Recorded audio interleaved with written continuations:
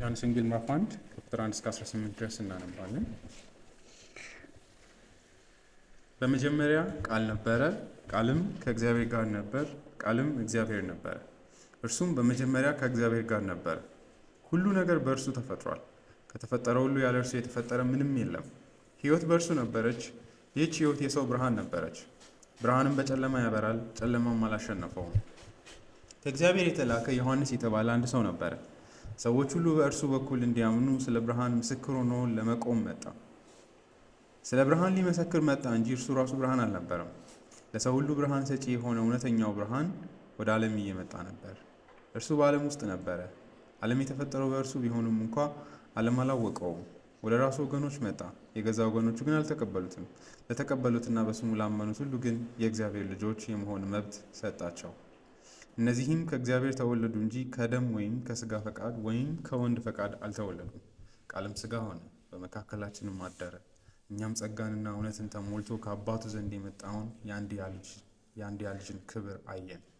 ዮሐንስም ከኔ በኋላ የሚመጣው ከኔ በፊት ስለነበረ ከኔ ይልቃል ብዬ የመሰከርሁለት እርሱ ነው በማለት ጮሆ ስለ እርሱ መሰከረ። ከእርሱ ሙላት ሁላችንም በጸጋ ላይ ጸጋ ተቀብለናል። ሕግ በሙሴ በኩል ተሰጥቶ ነበረ፣ ጸጋና እውነት ግን በኢየሱስ ክርስቶስ በኩል መጣ። ከቶውንም እግዚአብሔርን ያየ ማንም የለም፣ ነገር ግን በአብ እቅፍ ያለው አንድያ ልጁ የሆነው አምላክ እርሱ ገለጠው። እግዚአብሔር እንዲያስተምረን እንጸልይ። እግዚአብሔር አባታችን ሆይ በፊትህ አለን፣ እንድታስተምረን እንጠይቀሃለን።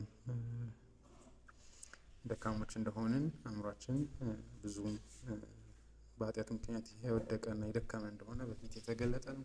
ስለዚህ በቃል በኩል በሚገባን መንገድ እንድታስረዳን እንድታስተምረን በፊት ልመናችንን እናቀርባለን። ወደ አንተ የሚመጡትን ከቶ የማታሳፍር አምላክ እንደሆንክ እናውቃለን። ስለዚህ ስለምታስተምረን እናመሰግናለን። በጌታችን በኢየሱስ ክርስቶስ ስም አሜን። ባለፈው ቁጥር 1 ተመልክተን ነበር።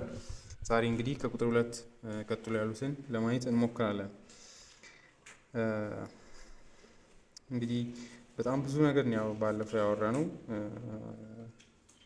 ዮሐንስ ከሌሎቹ የወንጌል ጸሐፊያን በተለየ መንገድ የክርስቶስ ኢየሱስን መነሻ ከዘላለም እንደሆነ፣ በእርግጥ ያኞቹም የእግዚአብሔር ልጅ እንደሆነ ወይም መለኮት እንደሆነ አይናገሩ ማለት አይደለም። ዮሐንስ ግን በጣም ግልጽ በሆኑና እጅግ በደመቁ ቃላት መጀመሪያ የሌለው ማለትም ጅማሬ ከመጀመሩ በፊት እርሱ የነበረ መሆኑን ይናገራል። ያንን እንግዲህ ማለት ነው። ጅማሬ ሲጀመር እርሱ መኖር ጀመረ አይደለም የሚለው ዮሐንስ፣ በመጀመሪያ ቃል ነበረ ነው የሚለው። ጅማሬ የምንለው ለታሪክ ጅማሬ ለምንም ጅማሬ ብለን የምናስቀምጠው ያንኑ ተሻግሮ የነበረ ነው ብለን ያለፍነው። ያ ማለት ከጅማሬው ጋር አብሮ አልጀመረም። እርሱ he was before the beginning፣ እሱ ከጅማሬ በፊት የነበረ ነው። ያን ሲል እንግዲህ ፒንክ እንዳለው በአጭር ቋንቋ ከዘላለማዊ የሆነ አካል ነው እያለ ነው። ከዘላለም ጅማሬ በሌለበት የነበረ እንደሆነ ማለት ነው። ከዛ እንግዲህ ቃል ነው ይላል። ያ ምን ማለት ነው የሚለው ዛሬም ከታች ባሉ ቁጥሮችን እንዴት እንደምናገናኘው ለማውራት እሞክራለሁ። ቃል እግዚአብሔር የሚገልጥ ማለት በእኛ ቋንቋም ቃላቶቻችን፣ ሀሳቦቻችን ወይ ራሳችን ልባችን ውስጥ ያሉ ነገሮችን የምንገልጥበት ነው። በዚህ ረገድ ክርስቶስ የእግዚአብሔር ጌት ወይ ነው፣ እግዚአብሔር ወደ ብርሃን የሚገለጥበት ቃል ነው ብለን አልፈናል። በዚህ ረገድ እግዚአብሔር ራሱን በፍጥረት ውስጥ ኦፕን ያደረገው በክርስቶስ ኢየሱስ በኩል ነው። ፍጥረት ክርስቶስ እግዚአብሔርን የገለጠበት ስራም ነው።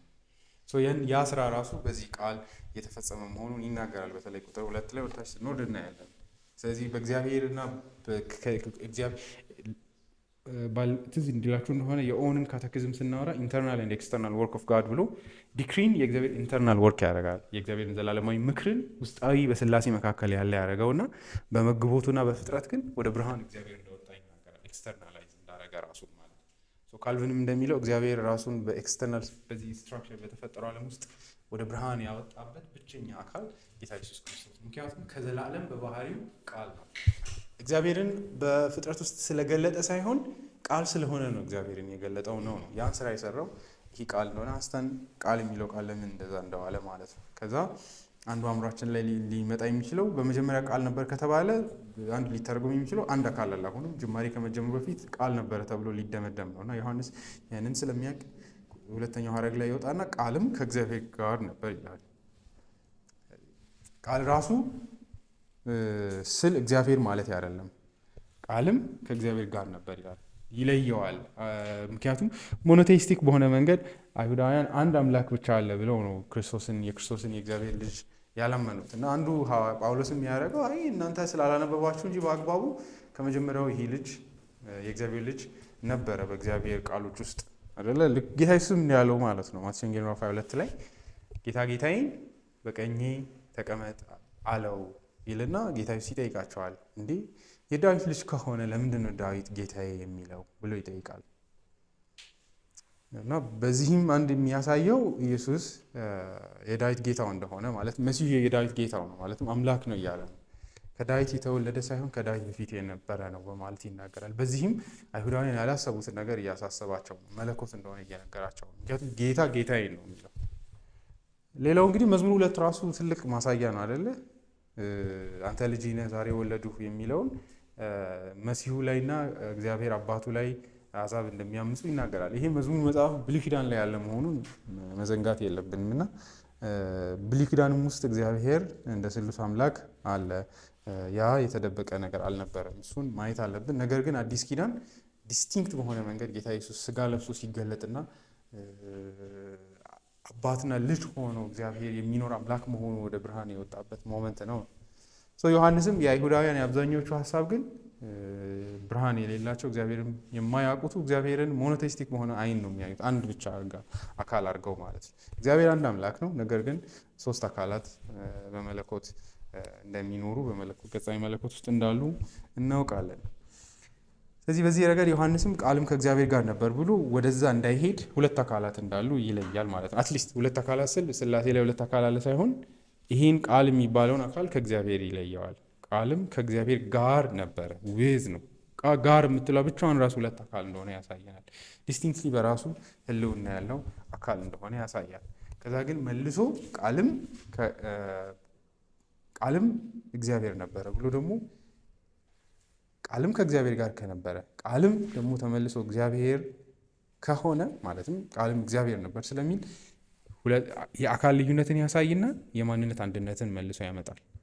እሱም በባህሪው ምንድን ነው? መለኮት ነው ብሎ ማለት ነው። እንግዲህ ከዚህ ላይ ቆመን ቁጥር 2ን እንቀጥል። ቁጥር 2 የተለየ የሚሰጠን ነገር ምንድን ነው? ከቁጥር 1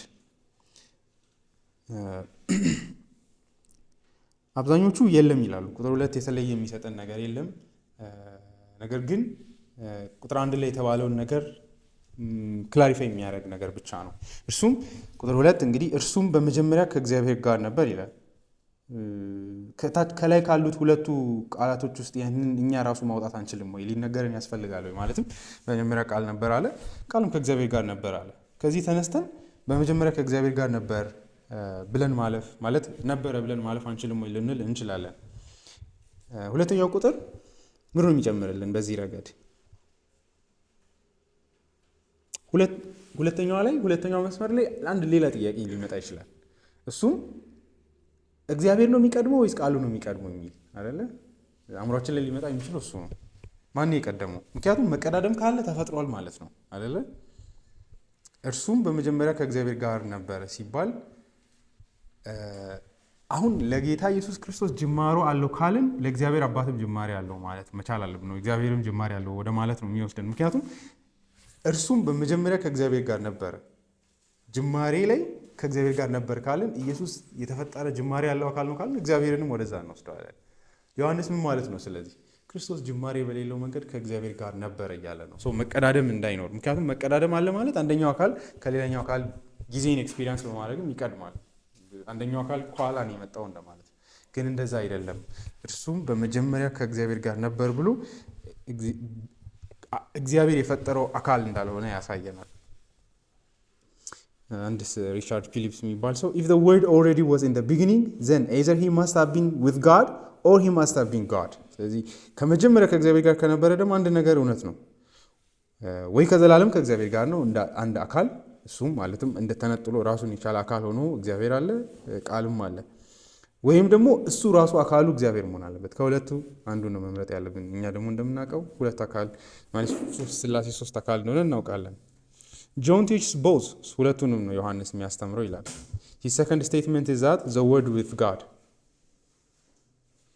ይህ ቃልም ከእግዚአብሔር ጋር ከመጀመሪያው ነበረ። This tells us that the word is a person who has relationship with God። ይሄ ትልቅ ነገር ነው።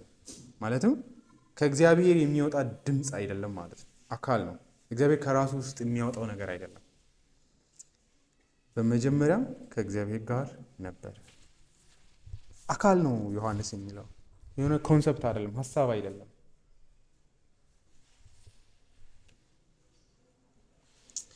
And so in one sense this verse is simply repetition of the first two clauses, but John includes these words to make sure that what he has already said is understood. በጣም ይህ ቁጥር ምንድን ነው የሚጨምረው ሲባል ምንም መጨመር ሳይሆን በትክክል አጥርተን ነገሩን መረዳታችን ፈልጎታል። ቁጥር አንድን በትክክል መያዛችንን ለዛ ነው እየደገመ ያለ ይላል። ሌላ ሰው ደግሞ the other point concerns the close relationship between the Father and the Word. These two are not the same, but they belong together.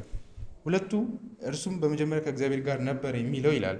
እቺ ዊዝ ማለት ያለችው አንድ ላይ ነበሩ የምትሏ ሁለት ነገር ይናገራል። አንድ ሁለቱ የተለያዩ አካላት እንደሆኑ፣ ግን ደግሞ እዛው አይተወንም። አንድነታቸው ደግሞ የተለያዩ ናቸው ማለት እስከሚከብደን ድረስ ያለ አንድነት ነው። The fact that one may be said to be with the other clearly differentiates them. አንድ ያው እንግዲህ ባለፈውም እንዳልነው ጋር ነበር ከተባለ አበበ ከደበበ ጋር ነበር ካልን ጋር የምትለው ብቻውን ራሱ ሁለቱ አካላት የተለያዩ እንደሆኑ ይገልጣል። በዚህ አንድ ሁለት ልዩነታቸውንም ይገልጥልናል፣ አንድነታቸውንም ደግሞ ያመጣልናል። Yet though they are distinct, there is no disharmony. John's expression points us to the perfect unity in which they are joined. ይሄ ነገር በጣም መልካምነቱ ታላቅ ዋጋው ምንድን ነው? ዮሐንስ መልሶ ያመጣልናል። ይሄ ነገር ጋር ነበር የምትለው ለሱ ለወንጌሉ ትልቅ ግብአት። ለምን ከታች ወርዶ ያመጣዋል? ያኔ በደንብ እናያለን። ቁጥር 18 ላይ ከቶንም እግዚአብሔርን ያየ ማንም የለም፣ ነገር ግን በአብ እቅፍ ያለው አንድያ ልጁ የሆነው አምላክ እርሱ ገለጠው እግዚአብሔርን ይላል።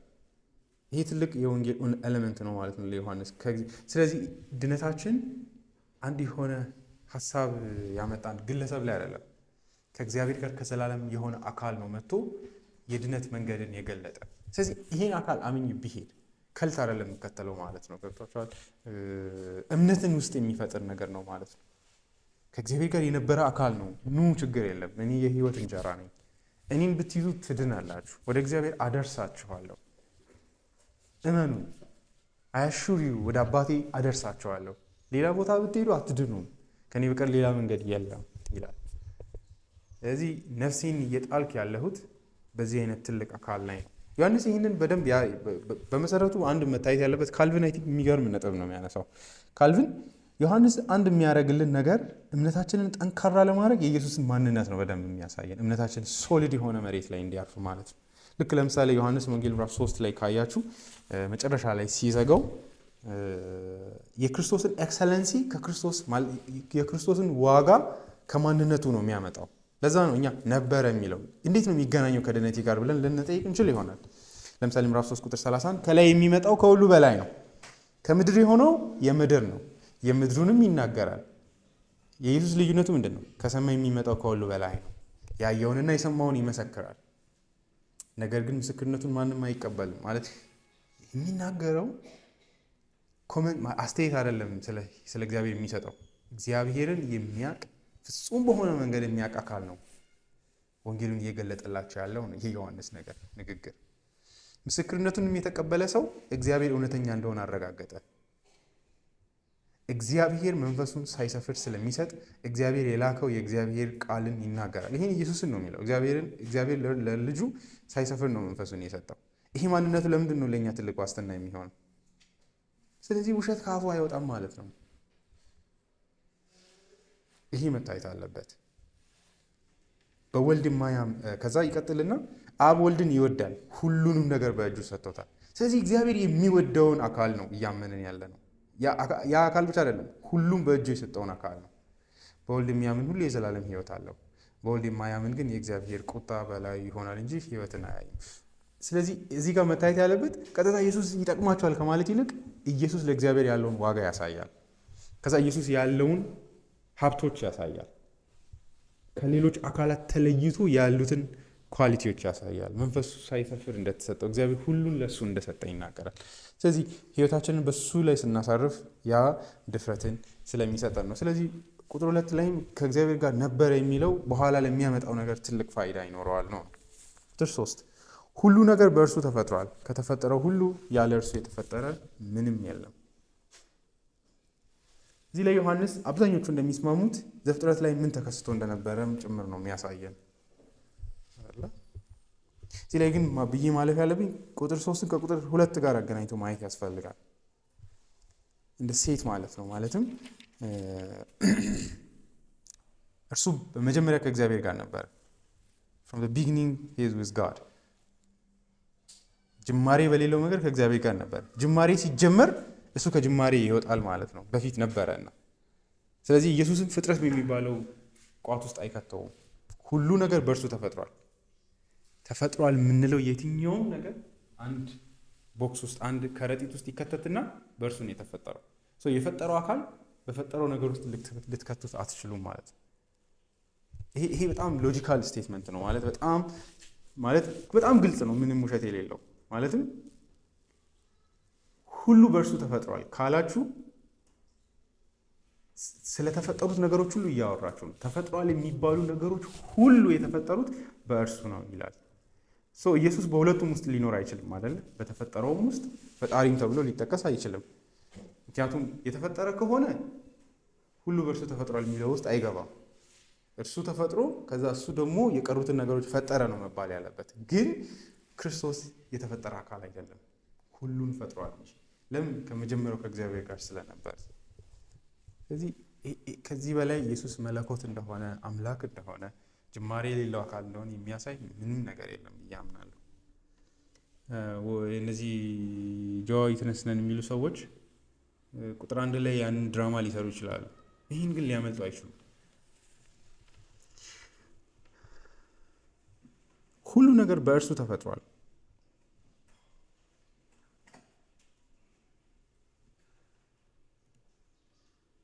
እዚህ ላይ አንድ ነገር ግን በጥንቃቄ ማየት ያስፈልጋል፣ የቃላት ዋጋን እንድታዩ። ሁሉን እርሱ ፈጥሯል አይልም፣ ሁሉ ነገር በእርሱ ተፈጥሯል ነው የሚለው። እንግሊዝኛውም እንደዛ ነው። all things were made by him he made all things አይልም። እሱ ሁሉን ፈጥሯል አይደለም የሚለው፣ በእርሱ ሁሉ ተፈጥሯል ነው የሚለው። ለምንድን ነው ይህንን የሚያሳየው? ከዘፍጥረት ጋር እንዴት ነው የምናየው? ይህንን ካላችሁ የእግዚአብሔር እንቅስቃሴዎች ሁሉ በልጁ በኩል ናቸው። እሱም ቃል በሆነው በልጁ በኩል ነው። ምን ማለት ነው ሲባል የፈጠረው እግዚአብሔር ነው። እግዚአብሔር ግን የፈጠረው በማን በኩል ነው? በዚህ ቃል በሆነው በልጁ በኩል ነው። አንድ ሰውዬ he doesn't say that ሊዮ ሞሪስ ነው የሚለው he doesn't say that all was made by him ሁሉ በእርሱ ተፈጥሯል አይደለም የሚለው እንግሊዝኛው ማየት ይኖርባታል። በእርሱ ማለት እርሱ ሁሉን ፈጥሯል አይደለም የሚለው but through him ነው የሚለው በእርሱ በኩል ሁሉ ተፈጥሯል። This way of putting it safeguards the truth that the Father is the source of all that is እግዚአብሔር አባት የሁሉ ነገር ምንጭ መሆኑን እየጠበቀ ነው። እግዚአብሔር የሁሉ ነገር ምንጭ ነው፣ ግን ሁሉን የሚፈጥረው በማን በኩል ነው? በልጁ በኩል ነው። የሐዋርያት እምነት መግለጫ ላይ እንደምታዩት ሁሉን በፈጠረ በእግዚአብሔር አብ አምናለሁ ነው የሚለው። በማን በኩል ነው ግን የፈጠረው? ሁሉን በወልድ በኩል ነው የፈጠረው። ቃል በሆነው በልጁ በኩል ነው የፈጠረው። እግዚአብሔር ከልጁ ውጪ ወጥቶ የፈጠረው አንዳች ነገር የለም። ማለት አንዲት ድንጋይ ራሱ አልፈጠረም እግዚአብሔር። ሁሉ በእርሱ በኩል ነው የተፈጠረው። ቃል የሆነውም ለዛ ነው። ባለፈው የእግዚአብሔር ቃልነትን እኛን ዝም ብሎ ድምፅ እንዳልሆነ ባለፈው አውርተናል። አካል ነው ኢየሱስ። ስለዚህ ዘፍጥረት ላይ ሁን እየተባለ የነበረው ነገር ድምፅ አይደለም። የእግዚአብሔር እቅዶች ሁሉ ወደ እውነታ የሚመጡት በልጁ በኩል ነው እና ኢየሱስ ነው እነዛን ሁሉ ነገሮች በራሱ የእግዚአብሔር እቅዶች በእርሱ በኩል የሆኑ ነው ወደዚህኛው ወደ ውጫዊ ዓለም የመጡት።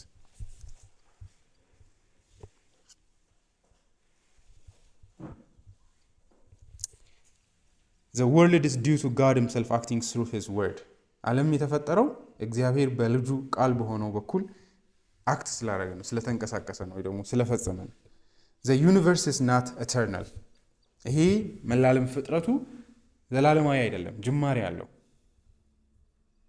nor is it due to some foolish inferior being. the world is God's world። ካልቪን እዚህ ላይ የሚገርም ነገር ይናገራል። ልክ የክርስቶስን ቃል መሆንን ሲያስረዳ ተመልከቱ። ይሄ ለእኔ በጣም ሴፍቲ ነው፣ ምክንያቱም የራሴን አእምሮ ፈጠራ እንዳላመጣ ይረዳኛል፣ ጂኒስ እንዳለ። accordingly the ordinary mode of expression is here employed, that the Father made all things by the Son። እቺን ቅድም እዚህ ላይ ሞሪስም እንዳለው ሁሉን የፈጠረው እግዚአብሔር በቃሉ በልጁ በኩል ነው። that the Father made all things by the Son፣ ያ ማለት በልጁ በኩል ነው የፈጠረው። and that all things are by God through the Son፣ ሁሉ ደግሞ የሆነው በእግዚአብሔር በልጁ በኩል ነው። የድነት ስራችንን በጣም የሚያስደስተን ለዛ ነው። አሁንም በድነት ምንድን ነው እግዚአብሔር የሚያደርገው? እግዚአብሔር አባት በልጁ በኩል ነው የሚያድነው። ይህም የወንጌል ትልቅ ግብአት ነው። አወራለሁ ይህንን ተመልሼ። now the design of the evangelist is, as I have already said, to show that no sooner was the world created than the speech of God came forth into the external operation ነው የሚለው። for having formerly been incomprehensible in his essence he then became publicly known by the effect of his power ነው የሚለው። ማለት እግዚአብሔር በእርሱነቱ ፍጥረት ከመፈጠሩ በፊት አይታወቅም ነበር። የተደበቀ ነው እግዚአብሔር ማንነት። ሂድን ነው እግዚአብሔር፣ ዝግ ነው እግዚአብሔር። ፍጥረትን ከመፍጠሩ በፊት እግዚአብሔርን የሚያየውም አካል የለም አይደለ? እግዚአብሔር ራሱን በራሱ በስሉስ የግንኙነት መካከል ዝግ በሆነ ግንኙነት ነው እግዚአብሔር የነበረው። ማንነቱ ምን አይነት እንደሆነ አይታወቅም ለውጫዊ ዓለም ማለት ነው። ሮሜ ምዕራፍ 1 ላይ ጳውሎስ እንደሚናገረው እግዚአብሔር ምንድን ያደረገው? ራሱን ከፈተ ነው የሚለው ጳውሎስ።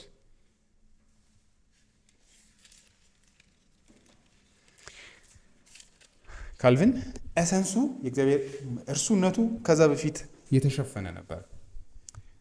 ሮሜ ምዕራፍ 1 ቁጥር 19 ስለ እግዚአብሔር ሊታወቅ የሚቻለው ለእነርሱ ግልጽ ነው፣ ምክንያቱም እግዚአብሔር ለእነርሱ ግልጽ አድርጎታል።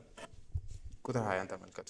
ዓለም ከተፈጠረ ጀምሮ የማይታየው የእግዚአብሔር ባህሪ ነው የሚለው። ኢንኮምፕረንሲብል የሆነው የተደበቀ የማይታየው የተሸፈነው ዝግ የሆነው የእግዚአብሔር ማንነት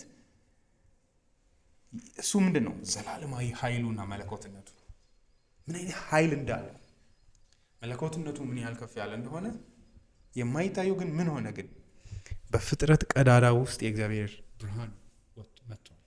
ከፍጥረቱ በግልጽ ይታያል። ስለዚህ ሰዎች ማመካኛ የላቸውም። እዩ ግን ፍጥረትና እግዚአብሔር ያላቸውን ግንኙነት ማለት ነው። የማይታየው ባህሪ በፍጥረቱ በኩል ወደዚህ መጥቷል። ኃይሉ ታየ ወደ ውጭ ማለት ነው። ካልቪን እኔ አልለውም፣ ተመልከቱ።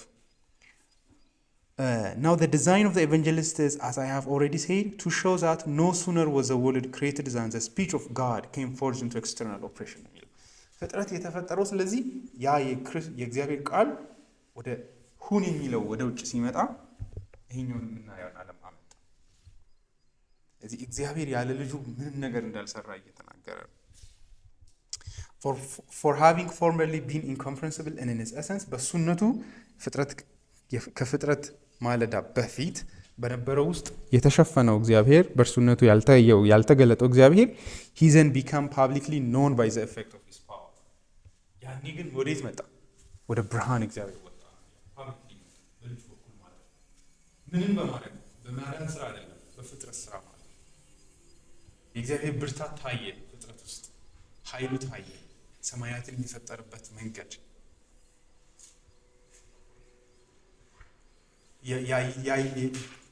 ኃይለኝነቱ በፀሐይ ውስጥ በመብረቅ ውስጥ እነዚህ ነገሮች በሙሉ የእግዚአብሔርን ኃይል ወደዚህ አምጥተዋል። ዊዝደም ጠቢብ አምላክ እንደሆነ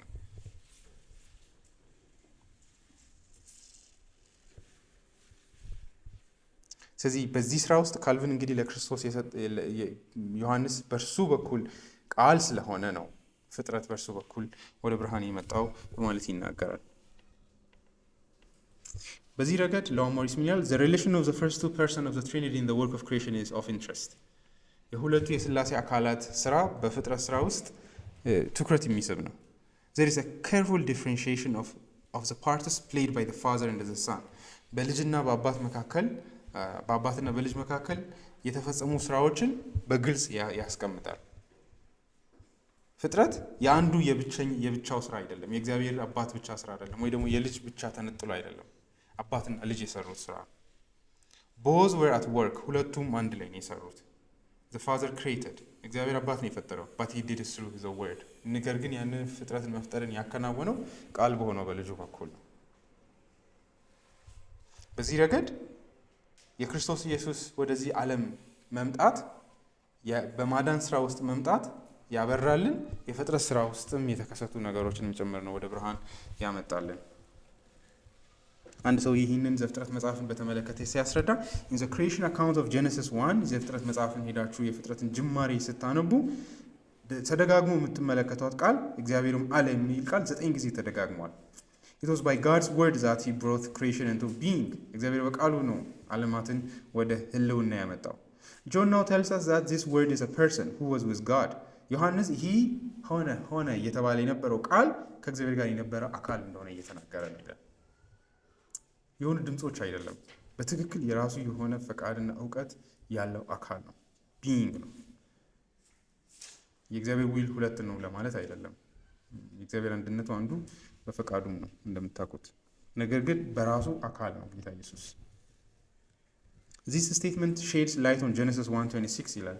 ለምሳሌ ልንዋሽ በማንችል መንገድ ዘፍጥረት ምዕራፍ 1:26ንም ይሄ ነገር ያስረዳናል። Then God said, let us make man in our image። ሰውን በመልካችን እንፍጠር የሚለው ከማን ጋር ነው የሚል ጥያቄ ይቀርባል አይደለም? እግዚአብሔር ራሱን ልክ እንደ ኃይለ ሥላሴ ይሄ ማጅስቴሪያል የሆነ እኛ ነው እኛ እንደወሰን ነው እንደሚለው ነው ወይስ እግዚአብሔር የምር ከሱ አካል ስላለ? ይሄ እዚህ ጋር መታየት ያለበት እስቲ ሰውን በመልኬ እንፍጠር አይደለም የሚለው፣ በመልካችን ነው እንፍጠር እያለ ያለው። በተለይ ይህንን ለማፈን መሞከር ትክክል አይመስለኝም። God was speaking to the word። እግዚአብሔር ለቃል እየተናገረ ነው በማለት ይናገራል። John clarifies in verse 2 and 3, he was in the beginning with God. All things were made through him, and without him was not anything made that was made። ይሄ በጣም ዲስካርዲንግ የሆነ ስቴትመንት ነው አይደለ? በጣም የሚገርም ስቴትመንት ነው።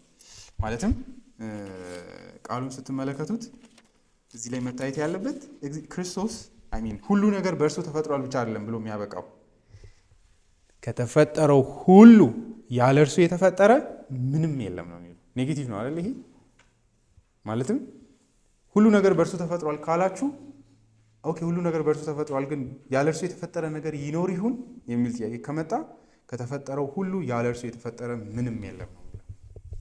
አንዳች ነገር የለም ያለ እርሱ። ስለዚህ በዚህ እግዚአብሔር ስራዎቹን ያለ ልጁ ወደ ብርሃን እንደማያወጣው የሚያሳይ ነው ብዬ አስባለሁ።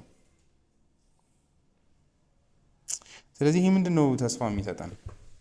እንግዲህ ይህ ሁሉ ያለ እርሱ አንድም የእግዚአብሔር ስራ ከእርሱ ውጭ ሆኖ የማያውቅ አካል አሁንም በአድኖት ስራ ሁለተኛውን ፍጥረት ለመስራት ወደ ብርሃን መጥተዋል ነው እያለን ያለ ነው።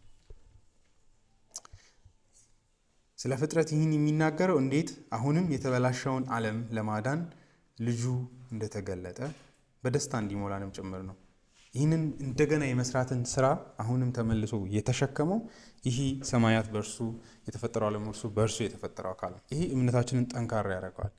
የዚህ ልጅ የክርስቶስ ኢየሱስ ስራ ፍጹም በሆነ መንገድ ሊያድን የሚችልና ወደ ሙሉ ድነት ሊያመጣ የሚችል ስራ ነው።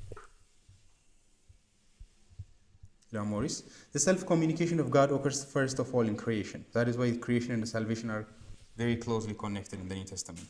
Both of them have to do with God's self-communication. The development of the theme of the Logos leads naturally to the revelation made in the creation. ስለዚህ የማዳን ስራውና የፍጥረት ስራው ሁለቱ እጅግ የተቆራኙት ለዛ ነው።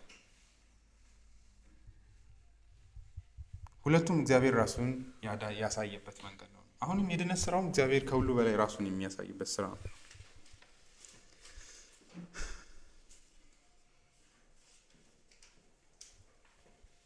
ከተፈጠረው ሁሉ ያለ እርሱ የተፈጠረ ምንም የለም። አንዲት ብጣሽ እንኳን ያለ እርሱ የተፈጠረች የለችም። nothing is outside the range of his activity። እሱ ሳያቅ ሳያስተውል የተፈጠረ አንዳች ነገር የለም ከክርስቶስ እውቅና ውጭ።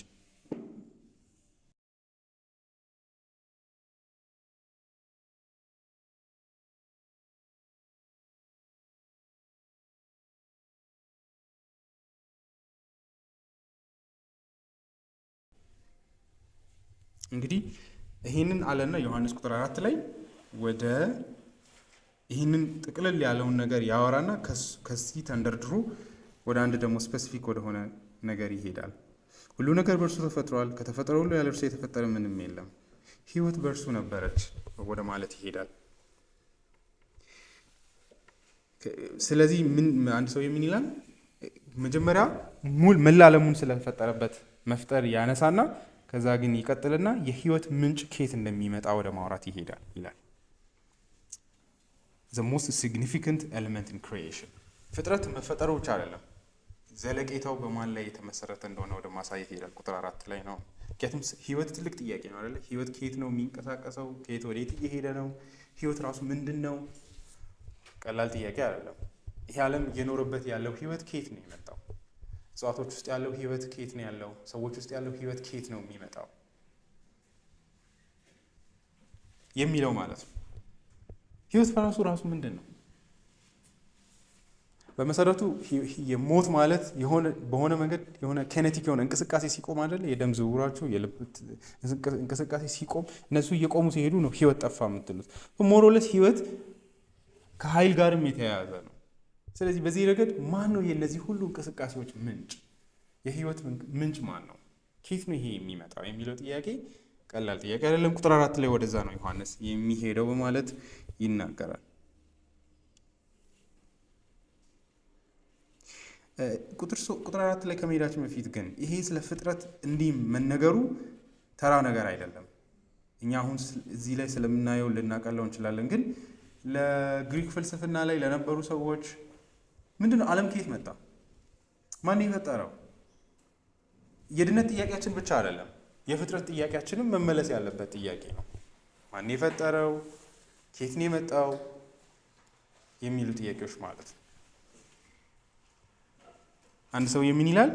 ወንጌሉ በዚህ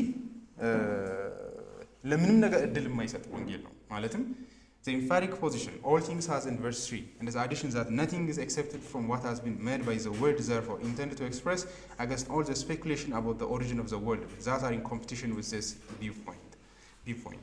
Not only the absolute monotheistic idea of creation, but even more the all-embracing significance of the incarnation of the Word. In other words, the Christological viewpoint presents itself here at the very outset.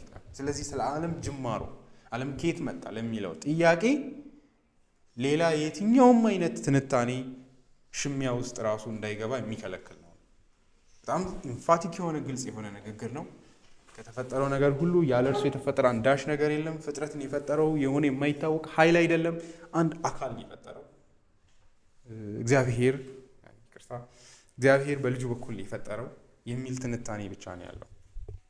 የተፈጠረው ሁሉ ነገር የተፈጠረው በእግዚአብሔር ነው፣ በልጁ በኩል። ስለዚህ ይሄ የሰው ልጅ ከዝንጀሮ ነው የመጣው እንዲህ ሆኖ ነው ቢግ ባንግ የሚባል እንደዚህ ዘሞስት ተረትና ጆክ ቢኖር ቀልድ ቢኖር እሱ ነው። ሕይወት በእርሱ ነበረች። ቁጥር 4 ይህችም ሕይወት የሰው ብርሃን ነበረች። ሕይወት በእርሱ ነበረች ይላል። in him was life።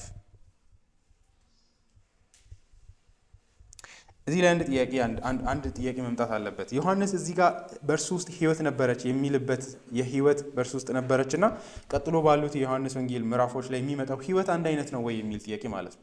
የዘላለም ሕይወት የሚሰጥ እርሱ ነው። ሕይወትን እንደ ከአብ ሕይወትን ተቀብሎ እርሱም ሕይወትን ሰጪ እንደሆነ ይናገራል። እሱ ሕይወትና እዚህ ላይ ያለው ሕይወት አንድ አይነት ነው ወይ የሚል ማለት ነው። ነገሩን ቀለል ለማድረግ የድነት ሕይወት ነው ወይስ የፍጥረት ሕይወትን ነው የምናወራው የሚል ጥያቄ ማለት ነው። ዮሐንስ ከእነዚህ ምዕራፎች በኋላ ባለው ላይ የክርስቶስን በፍጥረት ውስጥ ያለውን ዋጋ አይደለም የሚያወራው። ቁጥር 18 በኋላ ባለው ይወጣና ሙሉ በድነት ስራው ላይ ትኩረት ወደ ማድረግ ይመጣል። እዚህ ላይ ግን የፍጥረትን የህይወት ለፍጥረት የህይወት ምንጭ መሆኑን ነው የሚያመለክተው፣ የድነትን አይደለም በማለት ይናገራል። እዚህ ላይ ኢቭን ይቺ ህይወትም የሰው ብርሃን ነበረች ሲል ጌታ ኢየሱስ ክርስቶስ ለሰው ሁሉ ብርሃን ነው ሲል የድነት ብርሃንን ነው የሚያወራው ወይስ ከሰው ልጆች ጋር ባለው ትስስር ውስጥ ክርስቶስ ብርሃንን እንዴት ይሰጣል የሚለውን ነው የሚያወራው ሲባል የድነት ብርሃንን አይደለም ይላል። ካልቪን እሱን ነው የሚያወራው። ወደ ታች እየሄድኩ ለማውራት እሞክራለሁ። ስለዚህ በዚህ ረገድ ኢየሱስ የህይወት ምንጭ ነው ወይ ደግሞ ቃሉ ህይወት በእርሱ ውስጥ ነበረች ስንል የህይወት ሶርስ እሱ ውስጥ ነበረ ሲል ህይወትን ተቀባይ አይደለም እያለ ነው። ህይወት ከእርሱ ይወጣል። የህይወት ሁሉ ምንጭ እሱ ነው እያለ ነው። የድነት ህይወትም ህይወት ሰጪ የሆነ ህይወት ሰጪ ስለሆነ ነው። በዚህ መንገድ ራሱ የህይወት ምንጭ እሱ ብቻ ስለሆነ እሱ ላይ ይመጣሉ።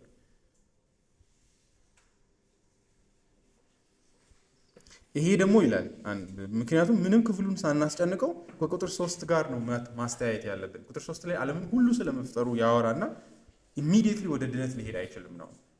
ኢየሱስ ኃጢአተኞችን ያድናል ህይወትን ይሰጣል ወደሚለው አይሄድም። ስለ ፍጥረት ነው የሚያወራው። ፍጥረትን ህይወት ሰጪ ሆኖ ስላለበት ሁኔታ ነው የሚገልጠው ነው። ስለዚህ ጥያቄያችን እዚህ ዓለም ላይ ያለው ህይወት ከየት ይመጣል የሚል ከሆነ ክርስቶስ የህይወት ሁሉ ምንጭ። Here, however, the term must be taken in the broadest sense. It is only because there is life in the Logos that there is life in anything on earth at all. እዚህ ዓለም ላይ ያለው ነገር ሁሉ ህይወት ያለው አካል ሁሉ ህይወት ያገኘው ወልድ ህይወት ስላለው ነው፣ ወይ ደግሞ ቃሉ ህይወት ስላለው ህይወት ሰጪ ህይወት ከሱ ውስጥ ስለሚወጣ። ህይወት በራሱ life does not exist in its own right. ህይወት በዚህ ዓለም ላይ የምናየው ህይወት በራሱ አይደለም እየኖር ያለው። It is not even spoken of as made by or through the word, but existing in him. ህይወት የተፈጠረ ነገርም አይደለም። እግዚአብሔር ክርስቶስ ህይወት የሚባል ነገር ፈጠረ አይደለም የምንለው። ይሄ በጣም የሚገርም ንግግር ነው አይደለም? ህይወት የተፈጠረ ነገር አይደለም። ህይወት ከእርሱ ዘንድ ይወጣል። ያ ህይወት ደግሞ ለመላ ፍጥረቱ ህይወት ነው።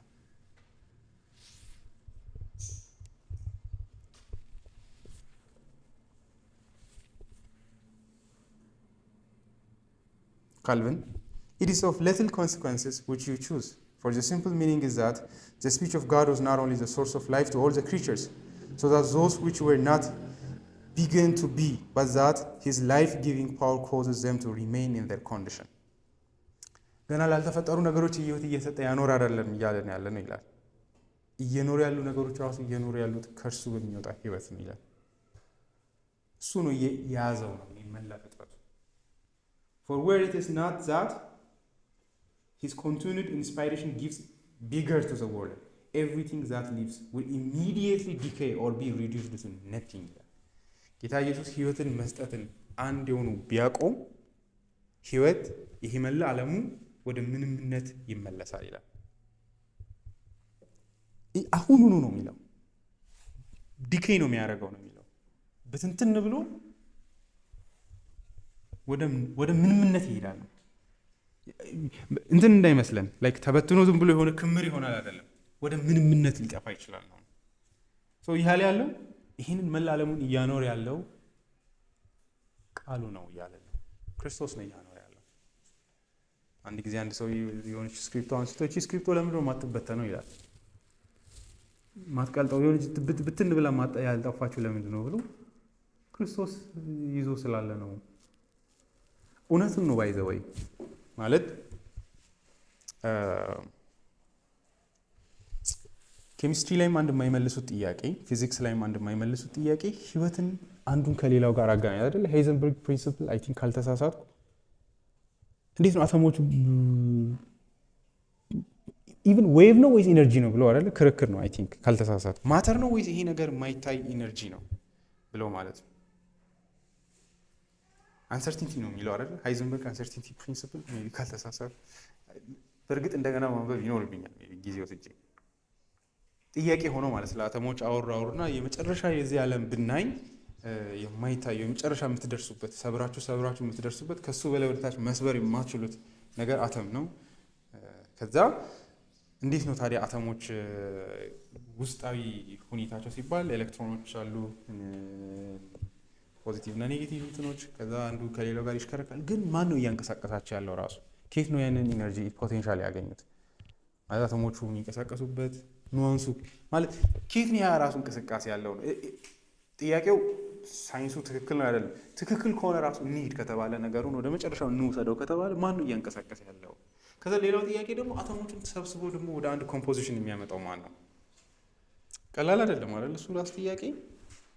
ይሄ ወንበር እየተበተነ ያሌለው ለምንድን ነው? እነዚህ ነገሮች እኛ ራሱ እየተበተንን ያሌለው ለምንድን ነው? ወንደር ፊዚክስ ላይም አንዱ እኮ የማይመልሱ ጥያቄ ምንድን ነው? ኃይል አይፈጠርም አይጠፋም ይላሉ። እሺ እና ከየት ነው የመጣው? መመለስ አለበት አይደለ? እኛን እንደ አንድ ክሪድ ኢነርጂ አይፈጠርም ደግሞ አይጠፋም ተብሎ ቀጠሉ። እንዲህ ካልመለሳችሁልን አንሄድም ነበር ማለት የነበረብን እንደ ቴዎሎጂካል ማይንድ እንዳለው ሰው ማለት እግዚአብሔር እንደሚያውቅ ሰው አይደለ? ዘፍጥረትን እንደምናውቅ ሰዎች ማለት ነው። ታዲያ ከየት ነው የመጣው? እውነት አለው። ኢነርጂ እንደምታውቁት ፎርሙን ነው የሚቀያየረው። ብርሃን ስታዩት ወደ ሙቀት ይቀየራል፣ እጃችሁን ያሞቃል። በእናንተ ውስጥ ይገባና ደግሞ ወደ ሌላ ደግሞ ኃይል ይቀየራል፣ ሰውነታችሁን በማሞቅ እንደዚህ። ስለዚህ ከአንዱ እየዞረ ይሽከረከራል እንጂ ሰው እነሱ ምን ያደርጋሉ መሰላችሁ? ዴይስቲክ የሆነ ዓለም ይፈጥራሉ። ከዛ ፍጥረት ራሱን በራሱ ይዘጋና የህይወት ምንጭ አይደለም ነው። ግን አሁንም በዛ ውስጥ ራሱ ሆነን ይሄ ህይወት ራሱ ታዲያ ማን ነው ሰጪ? የሚሽከረከረውን ህይወት እየሰጠ ያለ አካል ነው። ካምስ ቱ ባዮሎጂ ባለፈው አንዱን ቪዲዮ እዚህ ዝም ብለን እየተሳሳቅን እያየን ነበር። አንድ የስነ ህይወት ተመራማሪ ነኝ የሚል ሰው ነው እና ጥያቄ ይጠይቀዋል። ህይወት ምንድን ነው አለው። ማለት ህይወት ሲባል ይሄ እኛ የምንኖረው ህይወት የህይወት ትርጉም ምንድን ነው አይደለም። ህይወት ምንድን ነው? አሁን ሰዎች ሞቱ ስንል ህይወት ጠፋ እንላለን። ህይወት ምንድን ነው አለው። ከዛ ሴሎች ውስጥ የሚከወን ውስብስብ የሆነ የኬሚካሎች ውህደት ነዋል። ኬሚካል ሪያክሽን ነዋል። እንዴት ነው ሰው ታዲያ እንደዚህ አይነት መልስ ሰጥቶ ቤት ሄዶ የሚተኛው? ይሄ አይመልስልንም ማለት ነው። ዝም ብላችሁ የሆኑ ኬሚካሎች እርስ በርስ እየተዋሃዱ ነው ያሉት፣ እሱ ነው ህይወት። እና ዮሐንስ ቀላል ነገር አለ እያወራ ያለው። ህይወት በእርሱ ውስጥ ነበረች። ሚስትሪ ነው በሆነ መንገድ እውነቱን ለመናገር። እንዴት ነው ከክርስቶስ ውስጥ ህይወት እየወጣ ይህን መላ ዓለሙን አሁን እያኖረ ያለው? ብዙ አይገባንም። ግን ኃይለኝነቱን ያሳያል። እንዴት መላ ፍጥረቱን ይዞ እንዳለ ማለት ነው። የቆላሲስ ላይ ጳውሎስም እንደዚህ ነገር ነው አይደለም የሚያወራው። መላ ፍጥረቱን የያዘው እንዲሁም በጣም በግልጽ ቋንቋ ነው የሚያወራው ጳውሎስ ስለ ፍጥረት ማለት ነው። የክርስቶስ እኛን ለማዳን የመጣበት ስራ የተመሰረተው በዚህ ማንነቱ ላይ ነው። ቆላሲስ ምዕራፍ 1:15 ላይ ዝም ብዬ ላንብብላችሁ። ዝም ብሎ እዩት ምን እያለ እንደሆነ። አሁን ቀለል ባለው አእምሮ ለማንበብ ከታየን ማለት ነው። የተፈጠረውን ዓለም እያሰብን ማለት ነው። እርሱ የማይታየው አምላክ አምሳል ነው። ከፍጥረት ሁሉ በፊት በኩር ነው። ሁሉ ነገር በእርሱ ተፈጥሯል። በሰማይና በምድር ያሉ የሚታዩና የማይታዩ ዙፋናት ቢሆኑ ወይም ኃይላት፣ ገዢዎች ቢሆኑ ወይም ባለስልጣናት፣ ሁሉም ነገር በእርሱና ለእርሱ ተፈጥሯል። እርሱ ከሁሉ በፊት ነው። ሁሉም ነገር በአንድ ላይ ተያይዞ የጸናው በእርሱ ነው ይላል። የሚገርም ነገር አይደለም? የጸናው ማለት ምንድን ነው? ያልተበተነው፣ ስርዓት ያልለቀቀ። እኔ እዚህ ጋር ፈስሼ ናታን ውስጥ ያልገባሁት ገብቷቸዋል። ሁሉ ነገር የራሱን ቦታ ይዞ ጸንቶ እየኖረ ያለው ከእርሱ የተነሳ ነው። እርሱ አካሉ የሆነች የቤተ ክርስቲያን ራስ ነው። ወደ ድነት ስራ ያመጣዋል። በሁሉ ነገር የበላይነት ይኖረው ዘንድ እርሱ የመጀመሪያ ከሙታን መካከል በኩር ነው። እግዚአብሔር ሙላቱ ሁሉ በእርሱ ይሆን ዘንድ ወዷልና በመስቀሉ ላይ እያለ ይቀጥላል የማዳን ስራው። ይሄ ሲሪየስ ጥያቄ ነው ስለ ፍጥረት ማለት ነው። ስለዚህ ይሄ ነገር ሁሉ አሁን ቅርጹን ሳይለቅ እየኖረ ያለው በእርሱ እንደሆነ ማለት ነው። የዕብራውያን ጸሐፊ ምዕራፍ 1:3 ላይ የሚናገሩ እሱን አይደለ? በጣም ግልጽ በሆነ ቋንቋ ነው የሚያወሩት። እግዚአብሔር ከጥንት ጀምሮ በተለያየ ጊዜና በልዩ ልዩ መንገድ በነቢያት በኩል አባቶቻችን ተናግሮ በዚህ መጨረሻ ዘመን ግን ሁሉን ወራሽ ባደረገውና ዓለማትን በፈጠረበት በልጁ ለእኛ ተናገረ። አሁን በወንጌሉ የተገለጠው ንግግር የምናከብረው ዓለማትን የፈጠረበት ልጁ ነው። እርሱ የእግዚአብሔር ክብር ነጸብራቅና የባህሪው ትክክለኛ ምሳሌ ሆኖ በኃያል ቃሉ ሁሉን ደግፎ ይዟል። ማን ያዘው? ይህን ሁሉ መላ ፍጥረት ደግፎ ያዘው ማን? ጌታ ኢየሱስ ክርስቶስ። ስለዚህ ህይወት ከእርሱ ወጥቶ ነው የሰው ሁሉ። ስለዚህ ካልቪን ከጠየቃችሁት ወደ ታች ቁጥር 9 ላይም ሲሄድ እናያለን። አንድ ጥያቄ ይጠይቃል ለፒጂስ እያወራ። ቆይ የሚመስለን የሆነ አሁን የሚበላት ሳንዱች ውስጥ ህይወት ያለ ይመስላችኋል? እንዴት ነው ሳንዱች በልቼ ህይወትን ማገኘው? ወይ የሆነ ዳቦ በልቼ ህይወትን ማገኘው? ያ ማለት ሪፍሌክት ማድረግ ይኖርብናል፣ ማሰብ አለብን። ስንፍናችን እሱ ነው አይደል? ዝም ብለን ነው የምንበላው። እየበላ ያለሁት ምንድን ነው? እንዴት ይህን ዳቦ በልቼ ህይወቴ እያየው ውስጤ ይጠነክራል አይደለ? የተወሰኑ ዳቦዎችን ከበላችሁ በኋላ ሰውነታችሁ ይመጣል፣ ጠንካራው ደግሞ ይመጣል፣ ህይወት ይዘራል። ካልቪን ሚላል እንዳንታለል ይላል። የምንበላው ዳቦ ውስጥ አይደለም ህይወት ያለው፣ እግዚአብሔር እንደ ሚንስ ኦፍ ላይፍ በዳቦ ውስጥ አድርጎ ህይወትን ስለሚሰጥ ነው። ያ ማለት አንድ ሰው ልኑር ካለ ከዳቦ ውጪ ሊኖር አይችልም። ነገር ግን ዳቦ አይደለም እያኖረ ያለው፣ እግዚአብሔር ዳቦን እንደ አንድ የፍጥረት የስርዓት ኦርደር አድርጎ በዳቦ ውስጥ ህይወትን ስለሚሰጥ ነው ይላል። ያ ህይወት ከክርስቶስ የሚወጣ ህይወት ነው። እሱ ነው እያኖረ ያለው ነው። ምክንያቱም መልስ የለንም አለዚያ አይደለ? ምክንያቱም 2 ቀን ካልበላችሁ ሰውነታችሁ እያያችሁ ወደ ሞት ይመጣል። እንዲህ ከየት ነው ታዲያ ህይወት እያገኘ ያለው? he just uses this as means ነው የሚለው ቃል። ያ ማለት ምንድን ነው ካላችሁ ያለ ዳቦ ሊያኖራችሁ ይችላል ከፈለገ ነው፣ ቀጥታ ህይወት እንዲሰጣችሁ ይችላል። ግን እግዚአብሔር እነዚህን እንደ መንገዶች ኦርዲነሪ የሆኑትን የህይወት ስጦታዎችን ይጠቀማቸዋል ህይወትን ለመስጠት ነው። እና ይህ ህይወት ሁሉ የሚወጣው ከእርሱ ውስጥ ነው። ህይወት በእርሱ ውስጥ ነበረች። for if ካልቪን ያለው ነው for were it not that his contuned inspiration gives vigor to the world, everything that lives would immediately decay or be reduced to nothing. ስለዚህ እኛም ጭምር ራሱ ወደ መጥፋት እንመጣ ነበረ። ከእርሱ ዘንድ ህይወት ስለሚወጣ ነው እየኖርን ያለ ነው። ፒንክ if Christ created all things he must be the fountain of life ይላል። ክርስቶስ ሁሉን የፈጠረው እርሱ ከሆነ የህይወት ምንጭ ኢየሱስ መሆን አለበት ይላል። he is the life giver፣ የህይወት ሰጪ እርሱ ነው። we understand life to be used here in its widest sense. creature life is found in God, for in him we live and move and have our being. ሐዋርያት ሥራ ምዕራፍ 17 ላይ ጳውሎስ ያለው አለ አይደል?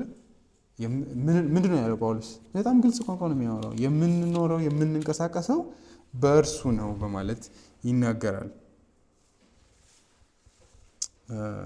እንዲያውም ዝም ብሎ ስታነቡት ራሱ ደስ ይላል። የእግዚአብሔርን ሁሉን ሰጪነት ሲያወራ ምዕራፍ 17 ቁጥር 24 ሐዋርያት ሥራ ላይ ዓለምንና በውስጡ ያለውን ሁሉ የፈጠረ አምላክ እርሱ የሰማይና የምድር ጌታ ነው። ስለዚህም እርሱ የሰው ልጅ በሰራው መቅደስ አይኖርም። እርሱ ለሰዎች ሁሉ ህይወትንና እስትንፋስን እንዲሁም ሌላውንም ነገር ሁሉ የሚሰጥ ስለሆነ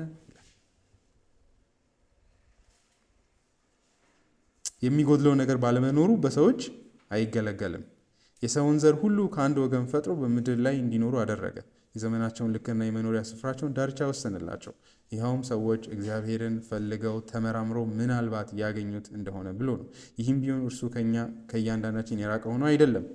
ይህም ቁጥር 10 ላይ መልሼ አመጣዋለሁ። የራቀ ሆኖ አይደለም። ታዲያ ምንድን ነው? የምንኖረውና የምንንቀሳቀሰው ያለነው በእርሱ ነውና ይላል።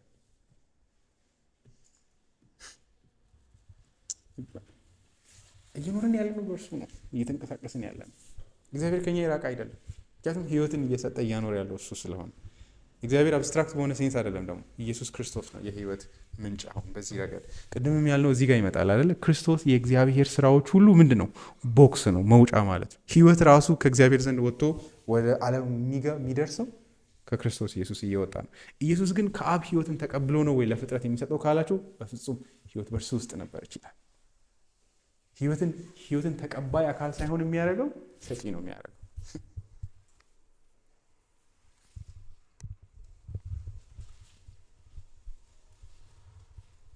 ስለዚህ ይህ መላ ዓለሙ እየኖረ ያለው ከክርስቶስ ኢየሱስ በሚወጣ ህይወት ነው ማለት ነው። ይህች ህይወት የሰው ብርሃን ነበር ይችላል። ህይወትና ብርሃን እንዴት ነው የተገናኙት? እዚህ ላይ በህይወት ይኖራል እንጂ ብርሃን ጋር እንዴት ነው የምናገናኘው?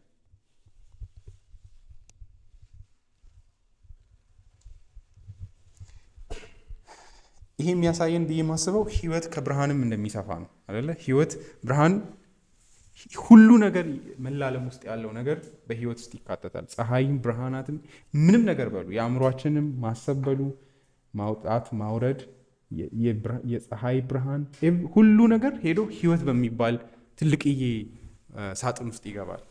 ብርሃን ከህይወት ውስጥ አንዱ አካል ነው ማለት ነው።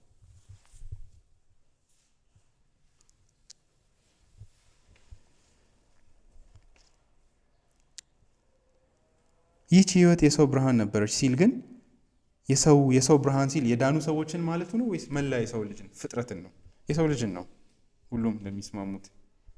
ምክንያቱም ስለ ድነት አይደለም የሚያወራው እዚህ ላይ። ስለዚህ ጥያቄው ምን ማለት ነው ታዲያ የሰው ብርሃን ነበረች ማለት ይህች ህይወት? The self-existing life of the word was so dispensed at creation that it became the light of the human race. ከክርስቶስ ውስጥ የሚመጣው ህይወት ነው በመላ ዓለሙ ላይ ተሰራጭቶ ያለው ዲስፐንስድ ነው። ይህ ህይወት ደግሞ የሰዎች ብርሃን ነው። ጥያቄው it's not clear whether John is thinking of our essential constitution, the fact that we have been made in the image of God. ዮሐንስ እያለ ያለው በእግዚአብሔር ምሳሌ መፈጠራችንን ነው እያወራ ያለው። የሰው ብርሃን ነበረች ሲል የሰው ልጅን ወደ ብርሃን ያመጣ ኮንስቲትዩት ያደረገው የሰው ልጅን ቅርጽ ሰጥቶት የፈጠረው ያ ህይወት ነው እያለ ነው ወይስ or of the reflection of himself in the universe he has created, what theologians sometimes calls natural or general revelation, or even of more specific revelation bound up with coming of the sun? ወይስ ለድነት ነው የሚያወራው ወይስ በተፈጥሮ ውስጥ ሰዎች እግዚአብሔርን ስለማወቃቸው ነው የሚያወራው ብሎ ይጠይቃል። ከዛ ይህን ጥያቄ አንስቶ ግን አንድ ነገር ግን እዚህ ክፍል እዚች ቁጥር ላይ እርግጠኛ ነኝ ይላል። at least in this verse John is more interested in the source of the light, the life of the world, and it is purpose for the human race than in the mode of purpose of its dispersal. so ጥያቄው ወደ ድነት አንወስደውም። እዚህ ጋር እያወራ ያለው ስለ ፍጥረት ነው። በፍጥረት ውስጥ ብርሃንን ስለሚሰጥበት ብርሃን ነው የምናወራው። ያ ብርሃን ምን ማለት ነው የሚለውን በእግዚአብሔር መልክ የፈጠረን እርሱ ነው ማለቱ ነው። የትኛው ነው የሚለው አይገባኝም ይላል። ካልቪን ግን በጣም ግልጽ በሆነ መንገድ ያወራል። የዮሐንስ ወንጌል ትልቁ ጥያቄ መገለጥ ስለሆነ ማለት ነው። ዮሐንስ እዚህ ጋር ለምንድን ነው ወደ ብርሃን ትኩረት ያደረገው ሲባል ለዮሐንስ ትልቁ ጥያቄ ኃጢአተኝነታችንን አለማወቃችን ነው፣ እግዚአብሔርንም አለማወቃችን ነው። በዚህም እግዚአብሔርን ባለማወቃችን መጥፋታችን ነው። ስለዚህ ለዛ ነው ትኩረት የሚያደርገው ብርሃን ላይ። ታዲያ ምን ተከሰተ የሚለውንም ጥያቄ ስለሆነ ተሸክሞት የሚሄደው ማለት ነው። ይህ ብርሃን ምንድን ነው ያደረገው የሚለውን ስለሚያስብ ብርሃን ላይ ነው ትኩረት ያደረገው እንጂ ኢየሱስ ይህች ህይወት የሰው ብርሃን ነበረች ሲል ሌላ ነገሮችን ትቶ እዚህ ጋር ያተኮረው ከዚህ ግንኙነት አንጻር ነው። ምክንያቱም የሰው ልጅ ትልቁ ችግርም ያለው ዮሐንስ እንደምታዩት ዮሐንስ ምዕራፍ 3 ዮሐንስ ወንጌል 3 ላይ እንደምትመለከቱት ሰው ብርሃን ወደ ዓለም ይመጣ ነበር፣ ሰዎችም ስራቸው ክፉ ነበረና ከብርሃን ይልቅ ጨለማን ወደዱ ይላል። ከዛ ሲደበቁ ያሳያል ወደ ብርሃን መምጣት አለመፈለጋቸው እና ለዮሐንስ የእግዚአብሔርን ብርሃን አለመፈለግን ከዛ አንጻር ያያል። ሰው ከኃጢአት ጋር ነው እያሰበ ያለው ነው። እንደዛ ከሆነ ደግሞ ስለ መገለጥና ስለ መረዳት ነው እያሰብን ያለ ነው። እሱኑ ስለሆነ ይዞት የሚሄደው ግን እኛ እንደምናስበው ደግሞ አቅልለን እንዳናይ በሆነ መንገድ ምን ልበለው ኦንቶሎጂካል ስለሆነበት ብርሃን ነው የሚያወራው ኢየሱስ።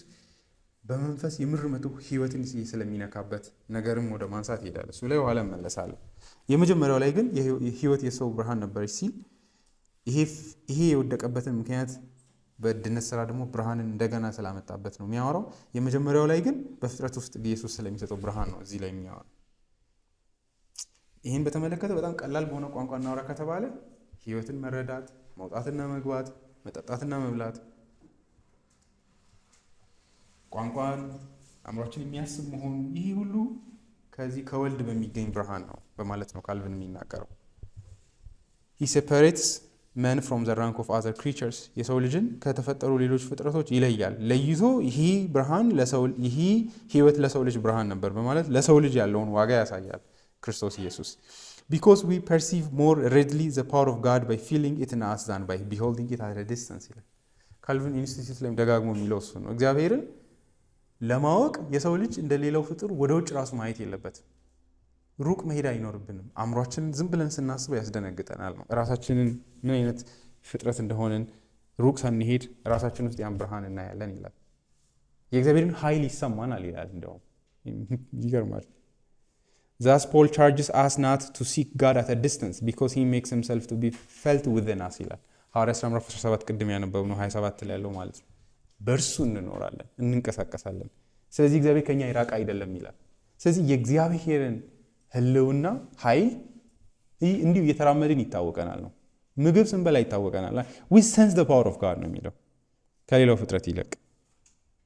After having presented a general exhibition of the kindness of Christ የክርስቶስን ለመላ ፍጥረቱ የሚያደርገውን የህይወት ምንጭነትን ያነሳና in order to induce men to take nearer view of it ትንሽ ትኩረት አድርገው ይህንን ነገር እንዲያዩት he points out what has been bestowed peculiarly on themselves በሰዎች ላይ ኢየሱስ ያደረገውን ስጦታ ያሳያል። የሰው ህይወት ብርሃን ነበር ይችላል።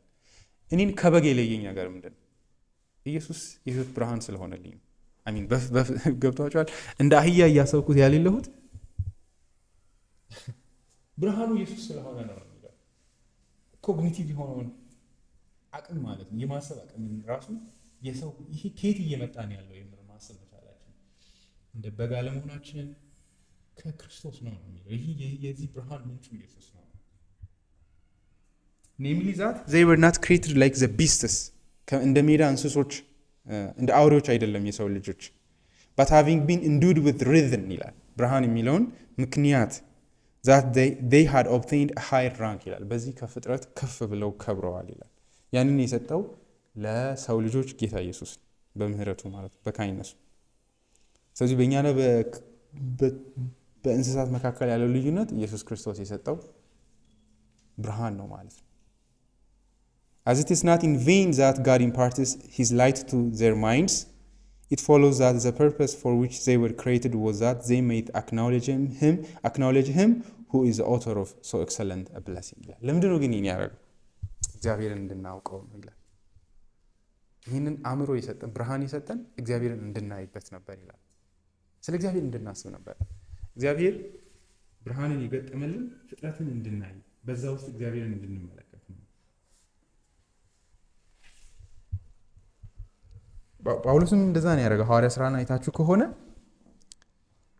እግዚአብሔር ለምንድን ነው የሰው ልጅን ለይቶ እንግዲህ ዓለምን በውስጡ ያለውን ሁሉ የፈጠረ አምላክ እርሱ የሰማይና የምድር ጌታ ነው፣ ሁሉን የፈጠረ።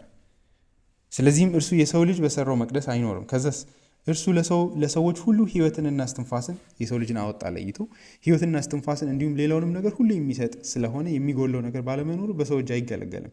የሰውን ዘር ሁሉ ከአንድ ወገን ፈጥሮ በምድር ሁሉ ላይ እንዲኖሩ አደረገ። የዘመናቸውንም ልክና መኖሪያ ስፍራቸውንም ዳርቻ ወሰነላቸው። ምንድን ነው ይሄ ሁሉ? መጨረሻው ግቡ ምንድን ነው? ይኸውም ሰዎች እግዚአብሔርን ፈልገው ተመራምረው ምናልባት ያገኙት እንደሆነ ብሎ ነው።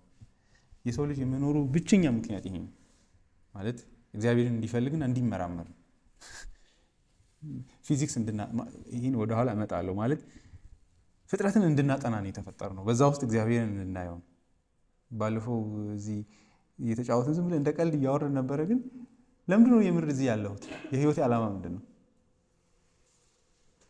እኔ ከጠየቃችሁ እዚህ እናንተ ጋር እየመጣው ስለ እግዚአብሔር እንድዘምር ነው። መዝሙሩ ነው ትልቁ የህይወታችሁ ግብ ማለት በየሁዱ እየመጣችሁ ዘምራችሁ መሄድ ነው። እንዴ ሌላ ነገር የለም? እንዲህ ህይወቴ ሌላ ፐርፐስ ያስፈልገኛል። ትንሽ አድቬንቸር ማለት አለ፣ ወሰብሰብ ያለ ህይወት። ይሄ ከዚህ በላይ ውስብስብ ነገር የለም።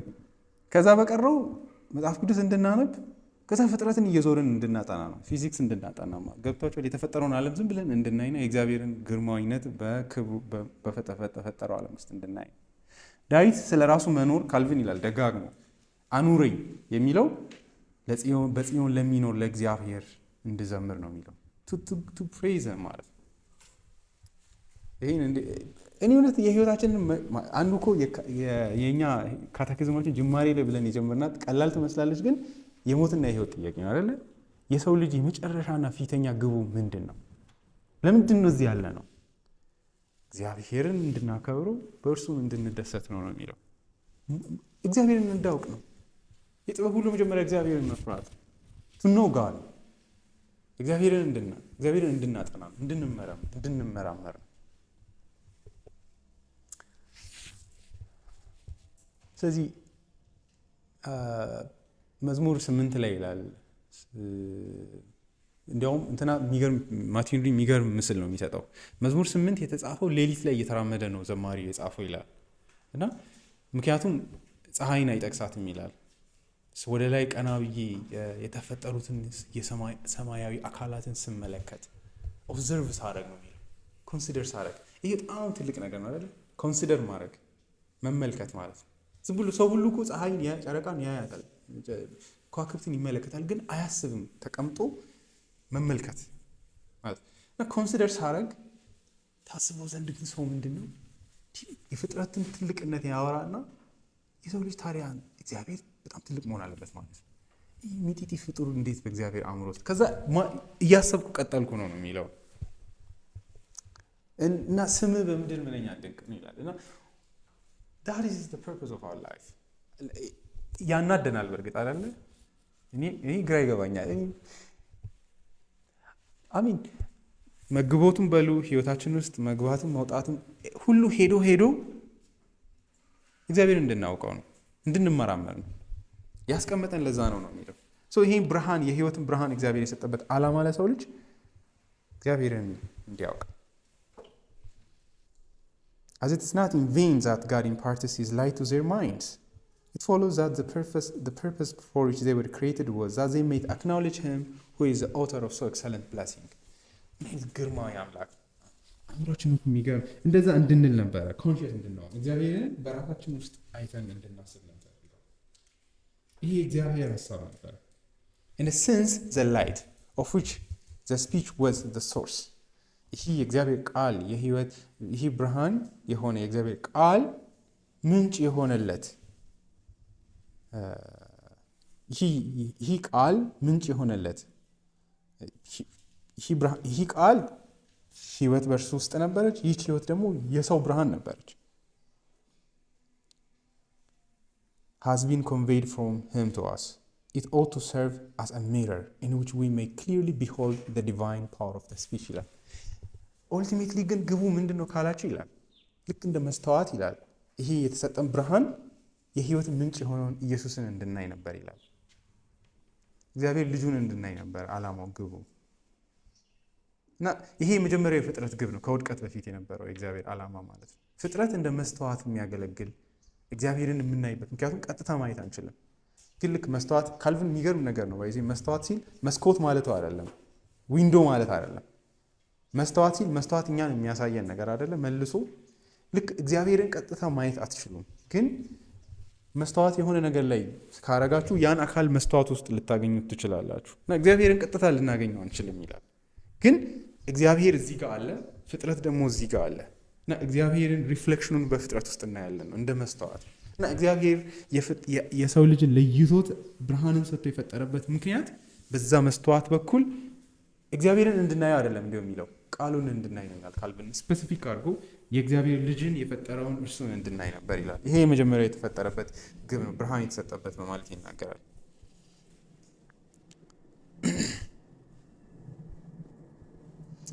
ሌላው ግን ካልቪን ምን ይላል? ይህች ህይወት የሰው ብርሃን ነበረች የሚለው ግን ጌታ ኢየሱስ አሁንም ለሰው ልጅ ብርሃን እንደሆነ ነው፣ በዚህ በፍጥረት አስፔክት ማለት ነው። እነሱ እግዚአብሔርን በዛ እያዩበት ነው ወይ ሌላ ጥያቄ ነው። ነገር ግን ቶታል ዲፕራቪቲን እና የተፈጥሮ ብርሃንን መለያየት አለብን። እግዚአብሔርን በተመለከተ ምንም የማወቅ አቅም የለውም አሁን ባለው ሁኔታ። ግን ዛሬም የኃጢአተኞችንም ጭምር አእምሮ ብርሃን ውስጥ እያኖረ ያለው እርሱ ነው። ፊዚክስ የሚገባቸው ክርስቶስ ብርሃን ስለሆናቸው አሁን ስለተፈጠረው ዓለም የሚገባቸው። ለምሳሌ አንድ ሰውን ሄጂ ስጠራው ና ስለው ተመልሶ የሚያይ ከብት ያልሆነው አሁንም ኢየሱስ የህይወት ብርሃን ስለሆነለት ብርሃንን እየሰጠ ያንን ብርሃን ከአእምሮ ውስጥ ስላልወሰደ and yet he affirms that the light of understanding is not wholly extinguished, for amidst the thick darkness of the human mind some remaining sparks of the brightness still shine ይላል።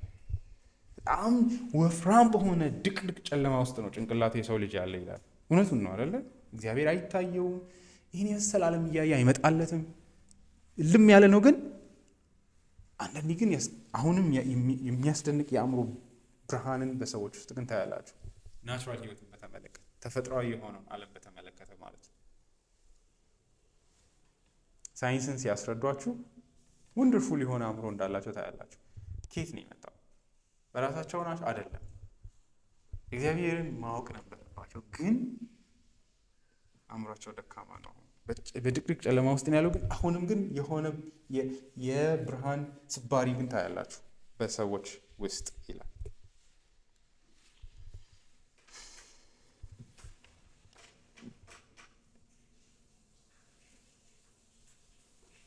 ይህንን አንድ ሰው ሲናገር የሚላል እንደምናውቀው ዘፍጥረት ምዕራፍ 1:3 ላይ የመጀመሪያው ብርሃን ራሱ አይደለ ብርሃን ይብራ አለ ብርሃንም ሆነ ይላል። እዚህኛውም ላይ ይሄ ቃል አሁንም የህይወት ብርሃን እንደሆነ የዛኔ የብርሃኑ ምንጭ ቃሉ እንደሆነ ይናገራል። ይሄን በተመለከተ ይላል all the light we have እኛ ያለን ብርሃን ሁሉ በሱ በብርሃን እንመላለስ ይሁን፣ እሱ ላይ ደግሞ አምፀን ጀርባችንም እንመልስ። አሁንም ግን ቃሉ ነው የህይወት ብርሃን ይላል።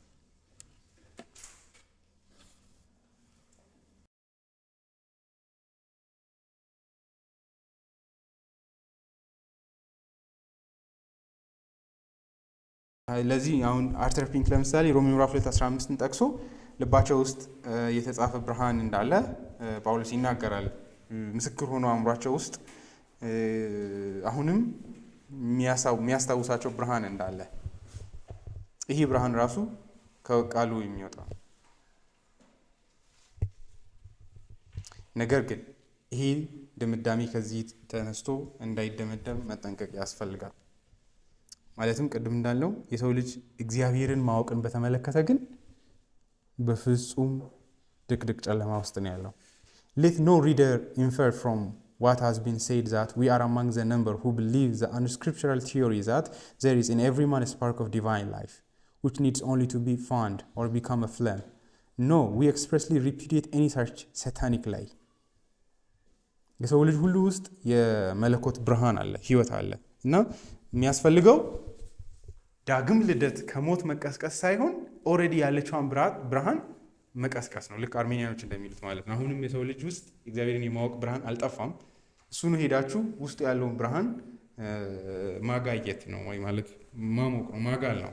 ይሄ የዲያብሎስ ውሸት ነው ይላል።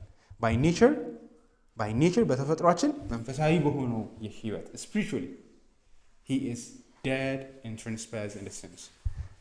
የሰው ልጅን አእምሮ ከመንፈሳዊ ነገርን በተመለከተ ግን ከወሰዳችሁ ኤፌሶን ምዕራፍ 2 ላይ ያለው ነው።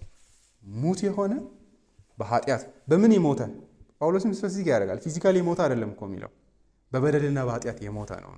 ኃጢአትን በተመለከተና እግዚአብሔርን መበደልን በተመለከተ ግን ኮምፕሊትሊ ዴድ ነው የሚለው። አያውቅም እግዚአብሔርን የቱ ጋር እየበደለ ይሁን የቱ ጋር ክሮስ ምንም በኃጢአትን በተመለከተ ሂዝ እንደ ሞተ ሰው ነው ለኃጢአት እየተጓዘ ያለው ነው። በዚህ ጭንቅላቱ የሞተ ነው። ያልዳኑ ሰዎችን ስናስብ የሆነ ትንሽ እየገባቸው የቀሩ ሀሳቦቻችንን ብናስረዳ ብናስተካክላቸው ከመሰለን ትልቅ ሞኝነት ነው። ሬሳ ከሆነ ሰው ጋር እያወራን ያለ ነው። ኢንኬዝ በወንጌሉ አእምሯቸው ወደ ብርሃን ከመጣ ብለን ጳውሎስ ይህን ነገር እውነቱን ለመናገር ተፈጥሯዊ ብርሃንንና መንፈሳዊ ብርሃንን ሁለቱን ይለያያል። ማለትም ያ ማለት ሰዎች ውስጥ ሁለት ነገር አለ ለማለት አይደለም። ነገር ግን የሰዎች አእምሮ መንፈሳዊ ነገር ላይ የሞተ እንደሆነ አንደኛ ቆሮንቶስ ምዕራፍ 2 ላይ ራሱ ይናገራል።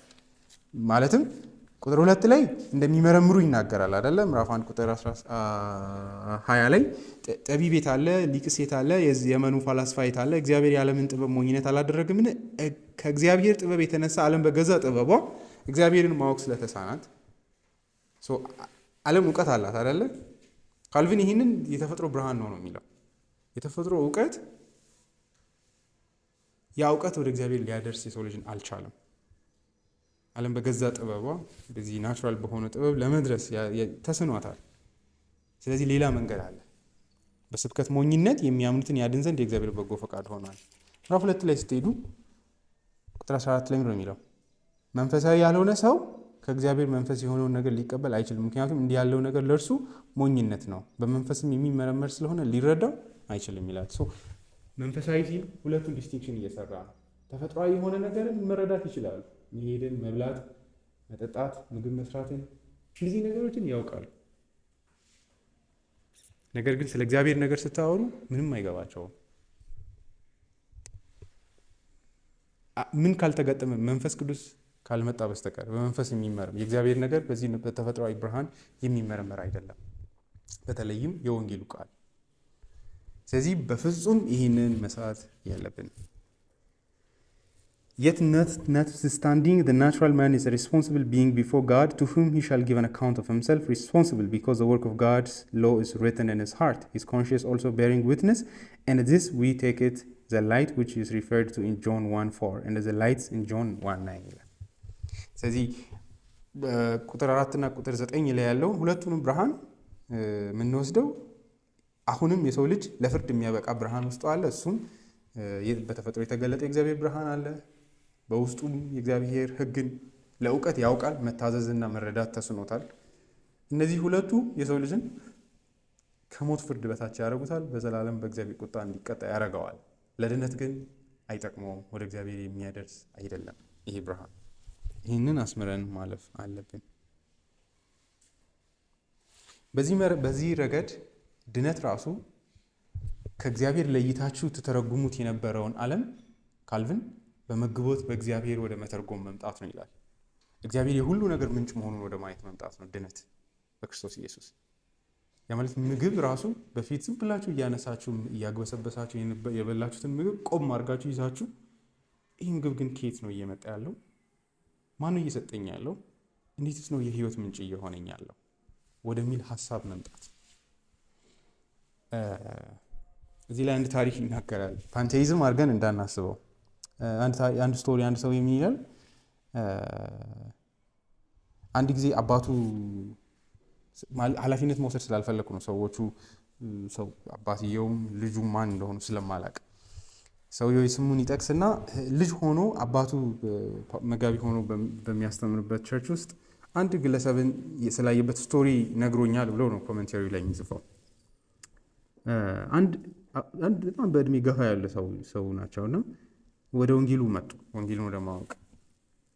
ከዛ ይሄ አሁን አርጅቷል፣ ልጅ ሆኖ ከዛ ጋርደን ውስጥ ይሄ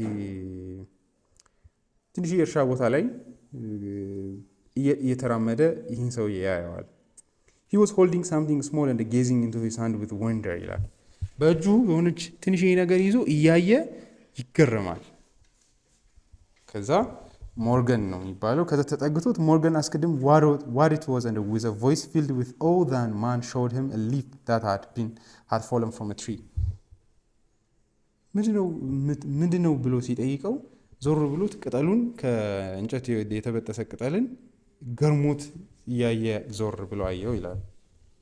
ከዛ the beauty of God he exclaimed ይላል። የእግዚአብሔር ውበትን እያየው ነው።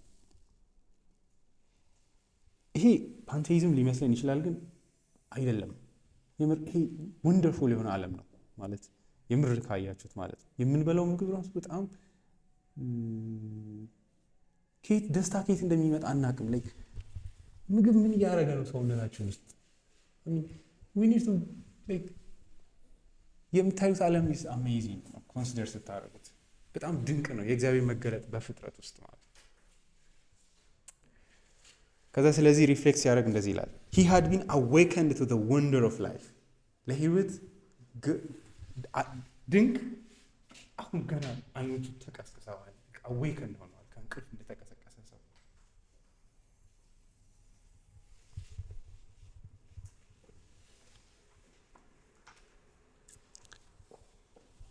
አንዱ በኃጢአት ሰዎች የመያዝ ምልክት ሰዎች በህይወት ውስጥ ፍሌቨር የህይወትን ውበት ማየት ሲያቅታቸው ማለት ነው። የእግዚአብሔርን መግቦት ማየት ሲያቅታቸው ነው።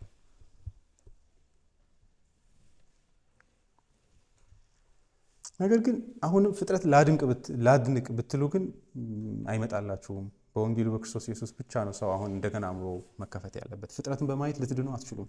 አንዱ እኮ ደጋግመው ሮሜ ላይ ጳውሎስ የሚናገረው አሁን ተመልሳችሁ ሄዳችሁ ፍጥረትን እዩና የእግዚአብሔርን ግርማዊነት ነው። አሁን የእግዚአብሔርን ኃይል ማየት አይደለም የሚያድነው፣ ዘላለማዊነትን ማየት ሳይሆን በክርስቶስ ኢየሱስ የእግዚአብሔርን ጽድቅ ማየት ብቻ ነው የሚያድነው ነው የሚለው። ስለዚህ እንዳንታለል ነው የተፈጥሮ ብርሃን እግዚአብሔርን ወደ ማወቅ ያመጣናል እንዳንል። አንለስ አሁን የእግዚአብሔርን ጽድቅ በልጁ በክርስቶስ ኢየሱስ ደም ውስጥ ካላየን በስተቀር እንደገና ልንዋጅ በማንችልበት ሁኔታ ላይ ያለ ነው። ምክንያቱም እሱም ይላል አይደለ እንዲያው በልጁ በክርስቶስ ኢየሱስ ደም ሪዲም ይደረጋሉ። ሮሜ 3:23 ላይ 4:24 ላይ የሚል አሁን ሪደምሽናችን መበጀታችን መልሶ መዋጀታችን ያለው ተመልሰን የደም ፍጥረትን በመመልከት ሳይሆን በልጁ ደም ውስጥ ነው እንደገና ወደዚህ የህይወት ብርሃን የምንመጣው።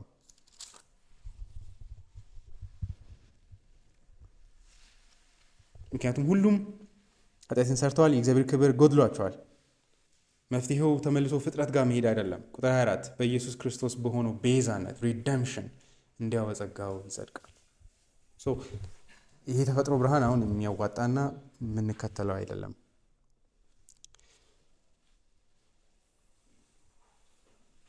የዚህ ቁጥር 3 እና 4 በውስጥ ታዋቂነት የተሸከመው ስነ መለኮታዊ ፋይዳው ምንድን ነው? ወይ ደግሞ ትርጉሙ ምንድን ነው?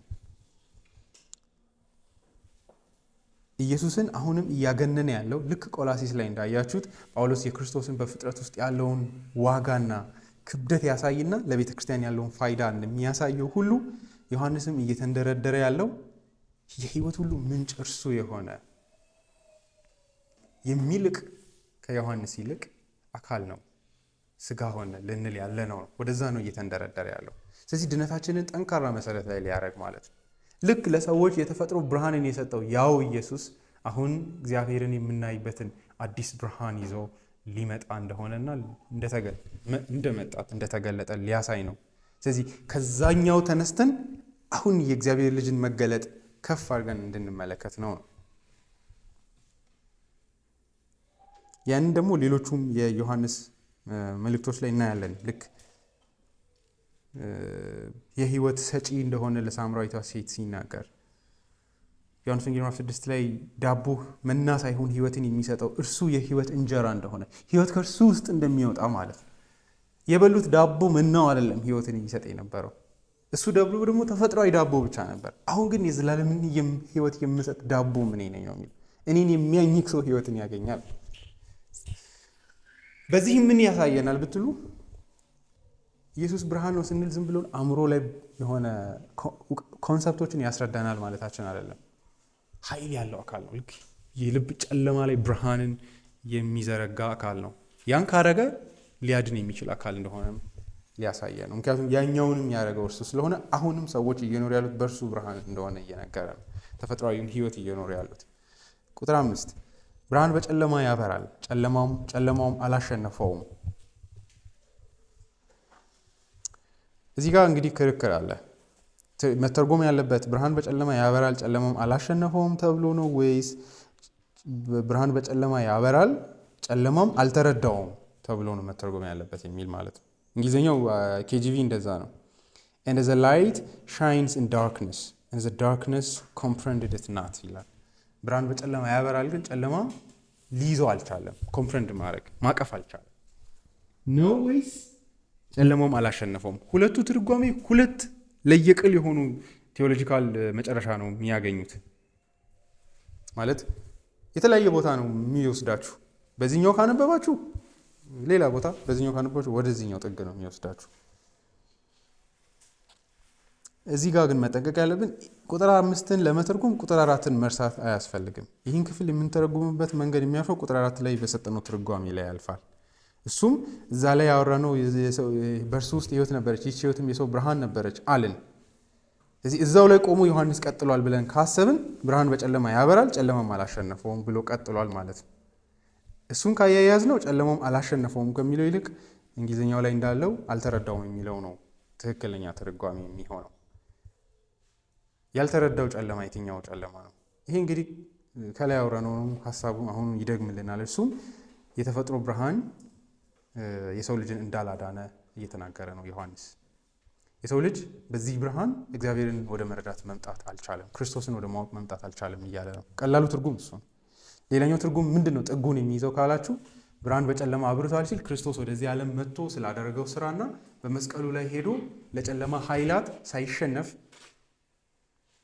ቪክትሪ ያመጣ ድል ያደረገበትን ነው እያወራ ያለው። ጨለማ ኢየሱስን ታገለ፣ የጨለማ ኃይላት ክርስቶስን ከመስቀሉ ስራ ለማዳን ከመጣበት ስራ ሊመልሱ ታገሉ፣ ግን አላሸነፉትም ከዛ አልገቱትም። እሱ አሸንፎ ቪክቶሪየስ ሆኗል፣ ድል አድርጓል የሚለውን ትርጉም ወደ መስጠት ነው የሚሄደው። ይሄ ግን የማይጠቅመን ለምንድን ነው?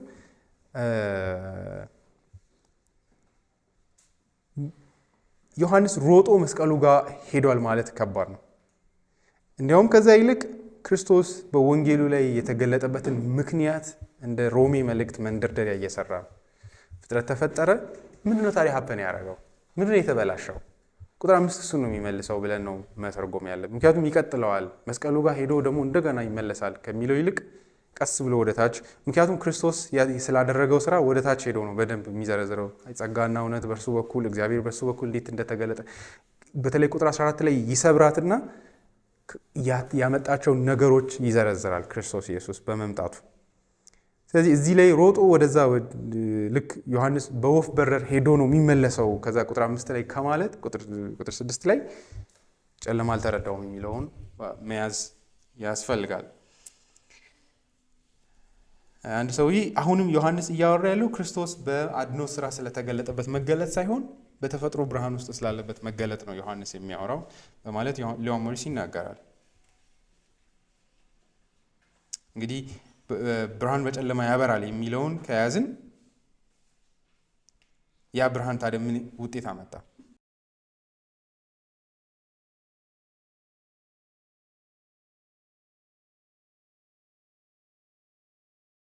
ይሄ የማያዋጣን ለምንድን ነው? ጨለማ ጋር ምን ትስስር አለው ብርሃን? ማለትም በምን ረገድ ማለቴ ነው? ይሄ የፉክክር የማሸነፍ ያለመሸነፍ አድርገን ጨለማውን ኢሚዲየትሊ የሰይጣን ኃይላት ወደ ማድረግ መሄዳችን አይሸከመውም መልእክቱን ብዬ አስባለሁ። ብርሃን በጨለማ ያበራል። ምን ለማድረግ ነው የሚያበራው? ጨለማ ላይ ለማጥፋት፣ ጨለማውን ወደ ብርሃን ለማምጣት አይደል? ለመግለጥ ነው ጨለማ ላይ የሚያበራበት ምክንያት።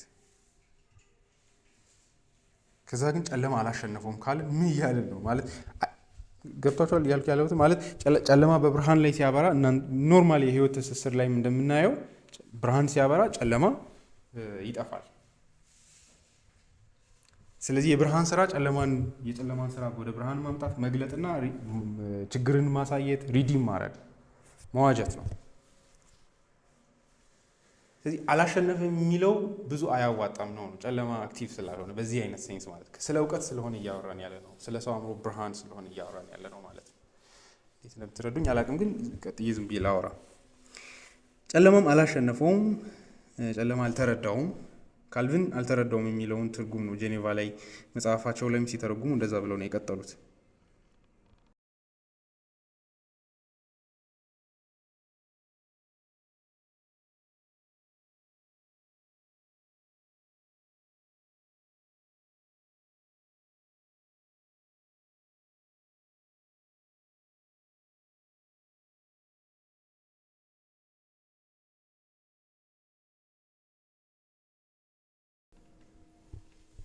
እዚህ ላይ የግሪኩ ቃል ላይ ይላል እንደ ፉክክር አይደለም የሚጠቀመው ይላል። ያው ተመልከቱ፣ ላንብብላችሁ።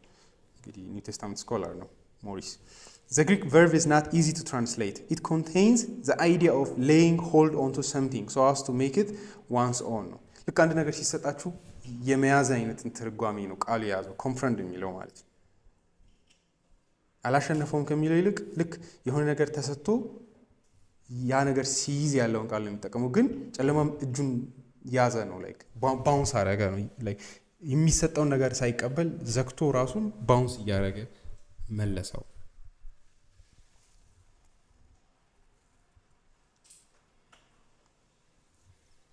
ስለዚህ ልክ ትርጉሙ ምንድነው የሚሆነው ማለት ነው? ብርሃን ሲመጣ ጭንቅላታችን አእምሮ፣ የሰው ልጅ አእምሮ ያንን ብርሃን ኢምፕረስ ከማድረግ እንዲህ ልክ እንደተከፈተ እጅ ይዞ ከመያዝ ይልቅ ዝግ ሆኖ አልተረዳውም፣ መለሰው። አልተረዳውም ከሚለው ጋር ትይዩ ሆኖ ይተረጎማል ነው። በዚህ ረገድ ዮሐንስ እያለ ያለው ይሄን ነው። የሰው ልጆችን አእምሮ ነው እያመጣ ያለው ይላል። To take this meaning is really to think of darkness as equivalent to certain people or perhaps the human race at large. But in this gospel, darkness is not so much people as the evil environment in which people find themselves ይላል። እኔ ትክክል አይመስለኝም። ማለትም ዮሐንስ ሰዎችን ጨለማ የማይልበት ምክንያት የለም፣ ዓለም ስለሚል ማለት ነው። ዓለም ዮሐንስ ወንጌል 7 ላይ የሚለው አይደለ?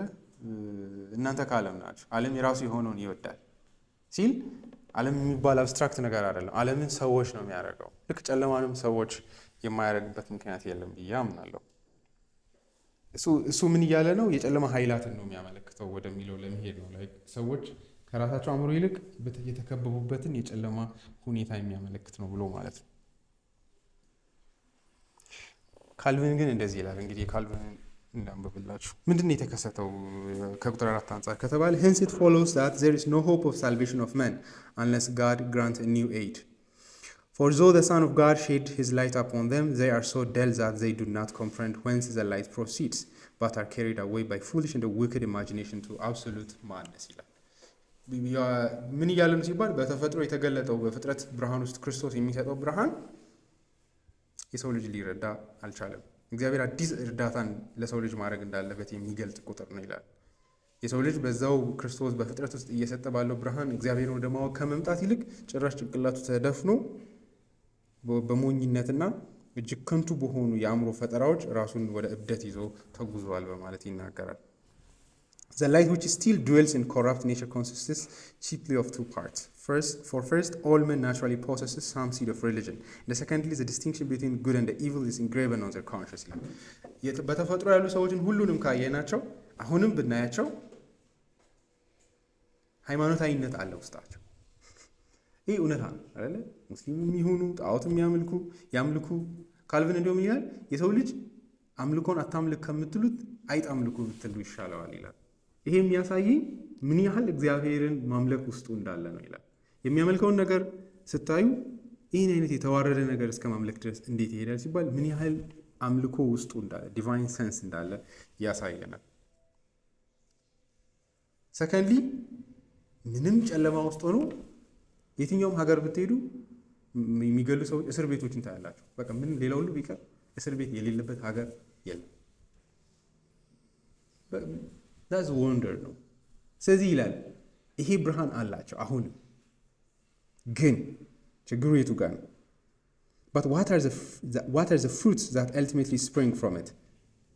በሃይማኖታዊ በመንፈሳዊ ህይወት ግን ከዚህ አእምሮ ውስጥ የሚወጡ ነገሮች ምንድን ናቸው?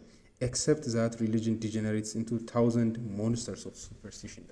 ጭራቅ የሚመስሉ ነገሮች ናቸው። ከዚህ አእምሮ ግን በሃይማኖትና እምነትን በተመለከተ ከውስጥ የወጡት ነው የሚለው አይደለ?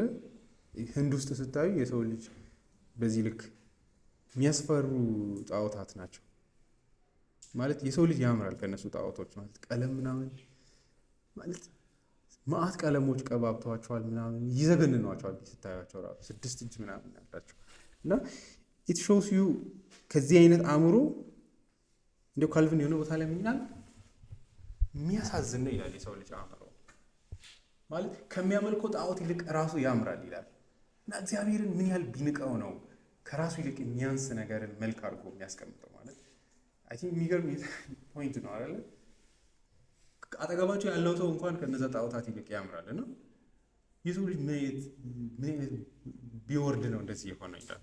ያ የአእምሮን ውድቀት ነው የሚያሳየው በሃይማኖታዊ ነገር እግዚአብሔርን ማወቅን በተመለከተ and conscious perverts every decision so as to confound vice with virtue ይላል። ይሄ የሰው ልጅ የውድቀቱ ልክ አሁን ክፋትን ቨርቹ አድርጎ ነው የሚያየው። ይሄ በዚህ እውነትን ተመልከቱ። ከወንጌል ውጭ ያለን ሰው ሁሉ ብታዩት በአንድም በሌላም አመፅን ጽድቅ አድርጎ ነው የሚያየው፣ ጽድቅን አመፅ አድርጎ ነው የሚያየው በአንድም በሌላም። እግዚአብሔርን በተመለከተ ምን ያህል ሙት እንደሆነ የምታዩት ማለት ነው። በፊልጵስዩስ ላይ ጳውሎስ ይላል አይደል? ክብራቸው በነውራቸው ነው ይላል። እጅግ በጣም ሼምፉል የሆነ ነገርን ጌጥ አድርገው ጭንቅላታቸው ላይ ያስቀምጣሉ። እስከዚህ ድረስ ደል ሆነዋል እግዚአብሔርን በተመለከተ። የሆነ ሃይማኖት ያመልካሉ በጣም እጅግ አስጸያፊ በሆነ መንገድ። ከዛ ደግሞ አሁንም ያም ራሱ ላይት ያሳያል፣ ግን እንዳልተረዱ ክፋትን፣ ወንጀል ሰዎችን እስር ቤት ያስሯቸዋል፣ ግን ብርሃኑ አለ። ግን ብርሃኑን በሚፈለገው መንገድ ኮንፍረንት እያደረጉ አይደለም፣ እየተረዱ አይደለም። የእግዚአብሔር ብርሃን በፍጥረት ውስጥ ያለውን ማለት ነው፣ ከወንጌል ውጭ ያለው ማለት ነው። ኢን ሾርት ናቹራል ሪዝን ነቨር ዊል ዳይሬክት ማን ቱ ክራይስት ይላል። የተፈጥሮ ብርሃን መቼም ቢሆን የሰው ልጅን ወደ ክርስቶስ ሊመራው አይችልም። ከዚህ የተነሳ and as to their being endued with the prudence of for regulating their lives or born to cultivate their liberal arts and sciences, all this passes away without yielding any advantage ይላል። ካልቪን እንዴት እንደሚያይታቸዋል ሊበራል አርት ሳይንስን ያጠናሉ፣ ፊዚክስን ያውቃሉ፣ ኬሚስትሪን ያጠናሉ፣ ባዮሎጂን ያጠናሉ። ግን አንድ ጊዜ አእምሯቸው ላይ ማን ይሄን ነገር የፈጠረ የሚለው ክሮስ አድርጎ አያውቅም ይላል። አስበውት አያውቁም ያን ሁሉ ሲያጠኑ ማለት ነው። እና ያንን ሊያጠኑ ይችላሉ ይላል። አሁንም ግን መቼም ቢሆን ክርስቶስን ወደ ማወቅ በዛ መንገድ አይመጡም። the only means of knowing Christ ክርስቶስን በዚህ ረገድ የትኛውም ሳይንቲስት ይሁን የትኛውም ቦታ ላይ ጫካ ውስጥ ያለ አማዞን ውስጥ ያለም ሰው ይሁን ክርስቶስን ወደ ማወቅ ሊመጣ የሚችለው በስብከት ሞኝነት ውስጥ ነው። ክርስቶስ የእግዚአብሔር ልጅ ኃጢአተኞችን ሊያድን ወደ ዓለም መጣ የሚለውን መልእክት እስካልሰማ ድረስ ማንም ወደ እግዚእ ወንጌል ወይ ወደ ብርሃን እግዚአብሔርን ወደ ማወቅ ሊመጣ አይችልም። ስለዚህ አንዳንድ ሰዎች መጥተው እኔ በህይወቴ አሁን ዲስአፖይንት ከሚያደርጉኝ ነገሮች ውስጥ ሰዎች ኢየሱስን ሳያውቁ ሊድኑ ይችላሉ ወይ ቢሆን በማይታወቅ መንገድ መጽሐፍ ቅዱስ አንድም ቦታ ላይ without a preaching ያለ ወንጌሉ ስብከት ሰዎች ስለሚድኑበት መንገድ አይናገርም። ምክንያቱም ጳውሎስ በግልጽ ነው የሚያወራው አይደለ? ሮም ቅድም ያነበብነው አንደኛ ቆሮንቶስ ላይ ዓለም በገዛ ጥበቧ እግዚአብሔርን ማወቅ ስለተሳናት ነው። ተስኗታል። እግዚአብሔርን በተፈጠረው ዓለም አይታ እግዚአብሔር ጋር መሰላል ሰልታ ለመድረስ ተስኗታል። ስለዚህ ከእግዚአብሔር ዘንድ ጽድቅ፣ ቅድስናና ደህንነት የሆነልን በልጁ በክርስቶስ ኢየሱስ በኩል ነው ይላል ጳውሎስ። እግዚአብሔር ሰዎች ስለተሳናቸው በልጁ በኩል በስብከት ሞኝነት ለዓለም ሞኝነት በሚመስል ለዓለም ድካም በሚመስል የስብከት ሞኝነት ውስጥ ራሱን ለኃጢአተኛው ዓለም ኦፈር አድርጓል። በዚህ በኩል ሰው ካልመጣ በስተቀር እግዚአብሔርን ማወቅ አይችልም። ስለዚህ ሁለት መንገዶች አሉ እግዚአብሔርን ለማወቅ፣ ወይ ወደ በተፈጥሮ መገለጥ እግዚአብሔርን ወደ ማወቅ መምጣት ወይም ደግሞ በወንጌሉ። ሰዎች በተፈጥሮ ብርሃን ሊድኑ ይችላሉ ምንል ከሆነ ክርስቶስ ወደዚህ ዓለም መምጣት አልነበረበትም ወደሚለው እንሄዳለን። እንኪያስ ክርስቶስ በከንቱ ሞተ የሚለውን መስራት አያቅተንም ብዬ አምናለሁ። ስለዚህ በምንም ሄዚቴት ማድረግ የለብንም። ጌታ ኢየሱስ ክርስቶስ አዳኝ እንደሆነ ሳያውቅ የጌታን ስም ሳይጠራ የሆነ ሃይማኖት ውስጥ ተደብቆ የሆነ ቦታ ውስጥ ሆኖ የሚድን ሰው አለ ወይ ብሎ የሚጠይቅ ሰው ካለ የለም። ምክንያቱም ጨለማ ብርሃንን ሊረዳ ተስኖታል፣ አይችልም። ስለዚህ በክርስቶስ ኢየሱስ ቃልም ሥጋ ሆነ የሚለውን መልእክት ሰው ካልሰማ ሊድን አይችልም። ከሙላቱ ልትቀበሉ የምትችሉት ይህንን አዳኝ ካገኛችሁ ብቻ ነው። ያንን ወደ ታችም እያወራን እንሄዳለን። ይሄ ቁጥር ይላል አርተር ፒንክ this tells us of the effects of the fall የውድቀትን ተጽዕኖ ያሳያል ወይ ውጤት ያሳያል። every man that comes into this world is lightened by his creator, but the natural man disregards this light. He repels it and in consequence is plunged into darkness ይላል።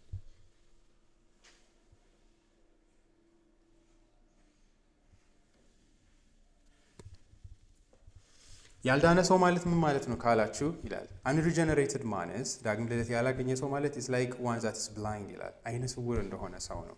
he is in the dark ይላል። በጨለማ ውስጥ ነው ያለው። proof of this appears in the fact that the light in the darkness appears and the darkness apprehendeth not. ቁጥር 5 ያንን ነው የሚያሳየው። ጨለማ ያበራል ብርሃን ግን አይይዘውም። all other darkness yields to and fades away before the light, but here the darkness is so impenetrable and hopeless it is neither apprehended or confronted ይላል። ብርሃን አሸንፎ የማያውቀው ነገር ምንም የለም። ነገር ግን የሰው ልጅን የውድቀት ልክ የምታዩት በተፈጥሮ ብርሃን የሰው ልጅን አእምሮ ይሄ ብርሃን ሰንጥቆ ማለፍ አልቻለም ይላል። በፍጥረት ውስጥ ያለው የእግዚአብሔር መገለጥ ጳውሎስ ሮሜ ምዕራፍ 1 ላይ እንደሚናገረው ሰዎችን ወደ ንስሐ ማምጣት አልቻለም ማለት ነው። ጣዖትን በማምለክ ነው ያበቁት። እግዚአብሔርን ወደ ማሰብ አይደለም የመጡት፣ ወደ ንስሐ አይደለም የመጡት። አቴንስ ላይ የምናያቸው ሰዎች እንደዛ አይደሉ? ለማይታወቅ አምላክ ብለው ነው የኖሩት። ንስሐ የለም። ጳውሎስ ለንስሐ የጠራው በወንጌሉ እኮ ነው። እግዚአብሔር አሁን ግን በስፍራ ሁሉ ያሉት ንስሐ እንዲገቡ አዟል። በልጁ በክርስቶስ ኢየሱስ ሊፈርድ ቀን ቀጥሯል። ያንን ደግሞ ክርስቶስን ከሙታን በማስነሳት ከሞት ወዲያ ሕይወት እንዳለ ሕይወትን ወደ ብርሃን አምጥቷል። ስለዚህ እግዚአብሔር ይፈርድባቸዋል፣ ንስሐ ግቡ እያላቸው ሲጠይቃቸው ትመለከታላችሁ። እና ይህ ሰው ልጅ አሁን ባለበት ስቴት አሁን ባለበት ስልጣኔ እንግዲህ ግሪኮች የስልጣኔ ሁሉ መጨረሻ ናቸው አይደለም? በጥንቱ ዓለም ግን ያበቁት ምን ብለው ለማይታወቅ አምላክ ብለው እውቀታቸው ሁሉ ሄዶ ጳውሎስ አንደኛ ቆሮንቶስ ላይ እንደሚለው ምን ሆኗል? እግዚአብሔርን ሊያሳውቃቸው አልቻለም። ተስኖት ለማይታወቅ አምላክ ብለው ነው ያቆሙት። ስለዚህ በዚህ ረገድ ዮሐንስ የእግዚአብሔር ልጅ ወደዚህ ዓለም የመጣበትን መሰረት ቁጥር 5 ላይ እየሰራ ነው ይላል ካልቪን። የዮሐንስ ወንጌል ይሄ መንደርደሪያ ነው ለዮሐንስ ይላል። For there are two distinct powers which belongs to the Son of God. ክርስቶስ ሁለት ኃይሎች አሉት። አንደኛው ለሰው ልጅ በፍጥረት ስትራክቸር ውስጥ ይላል which is manifested in the structure of the world. ዓለምን በመፍጠሩ ውስጥ ያሳየው ኃይል አለ and the order of nature የተፈጥሮ ስርዓት አለ and the second by which he renews and restores the fallen nature. ሁለተኛው የኃይሉ ደግሞ የተበላሸውን የመጀመሪያው ዓለም በመፍጠሩ ላይ የተገለጠው ብርሃን ነው። ሁለተኛው ኃይሉ ደግሞ የተወደቀውን ፍጥረት መልሶ ማደስና ወደ ድሮ ቦታው ሪስቶር ማድረግ መዋጀት መመለስ ነው። As he is the eternal speech of God, by him the world was made. የእግዚአብሔር ዘላለማዊ ቃል እንደመሆኑ ዓለማት የተፈጠሩት በእርሱ ነው። By his power all things continue to possess the life which they once conceived. አሁንም እየኖሩ ያሉ ነገሮች ሁሉ እየኖሩ ያሉት ከእርሱ በሚያገኙት ህይወት ነው።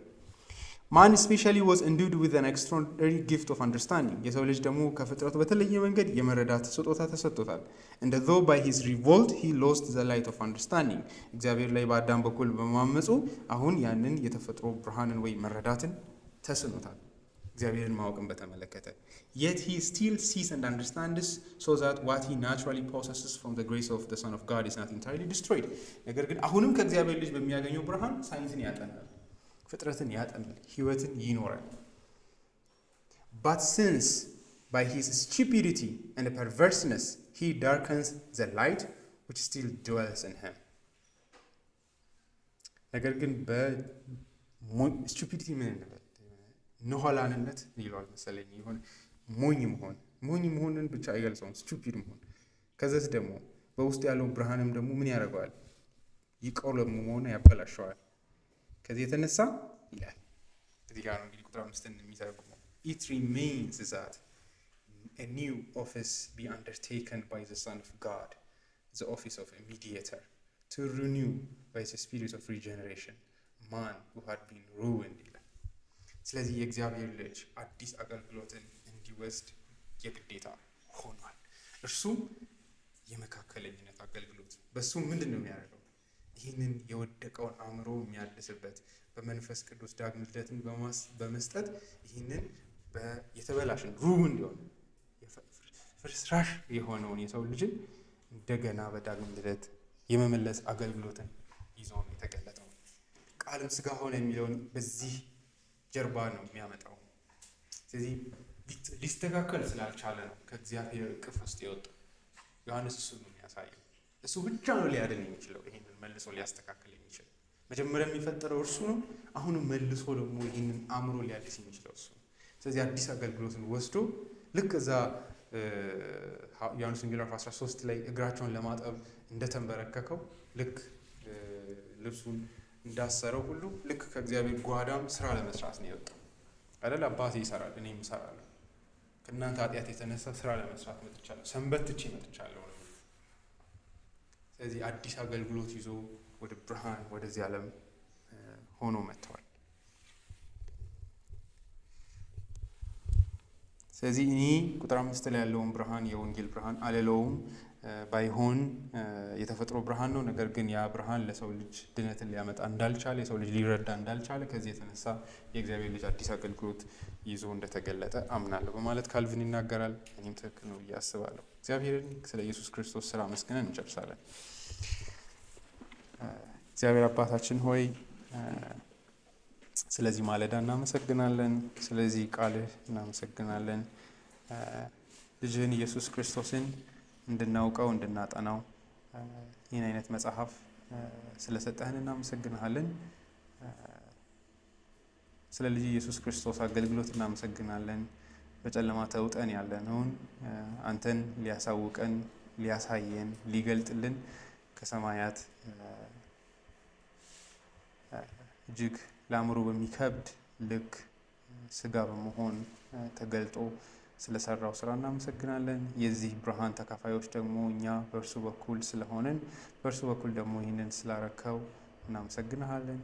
ስለ ሁሉ ነገር ተመስገን። ይህን መጽሐፍ አብልጠን እንድንረዳ እንድትረዳን ደግሞ እንድናስብ እንድታግዘን እንጠይቃለን። ስለ ሁሉ ነገር ተመስገን። በጌታችን በኢየሱስ ክርስቶስ ስም አሜን።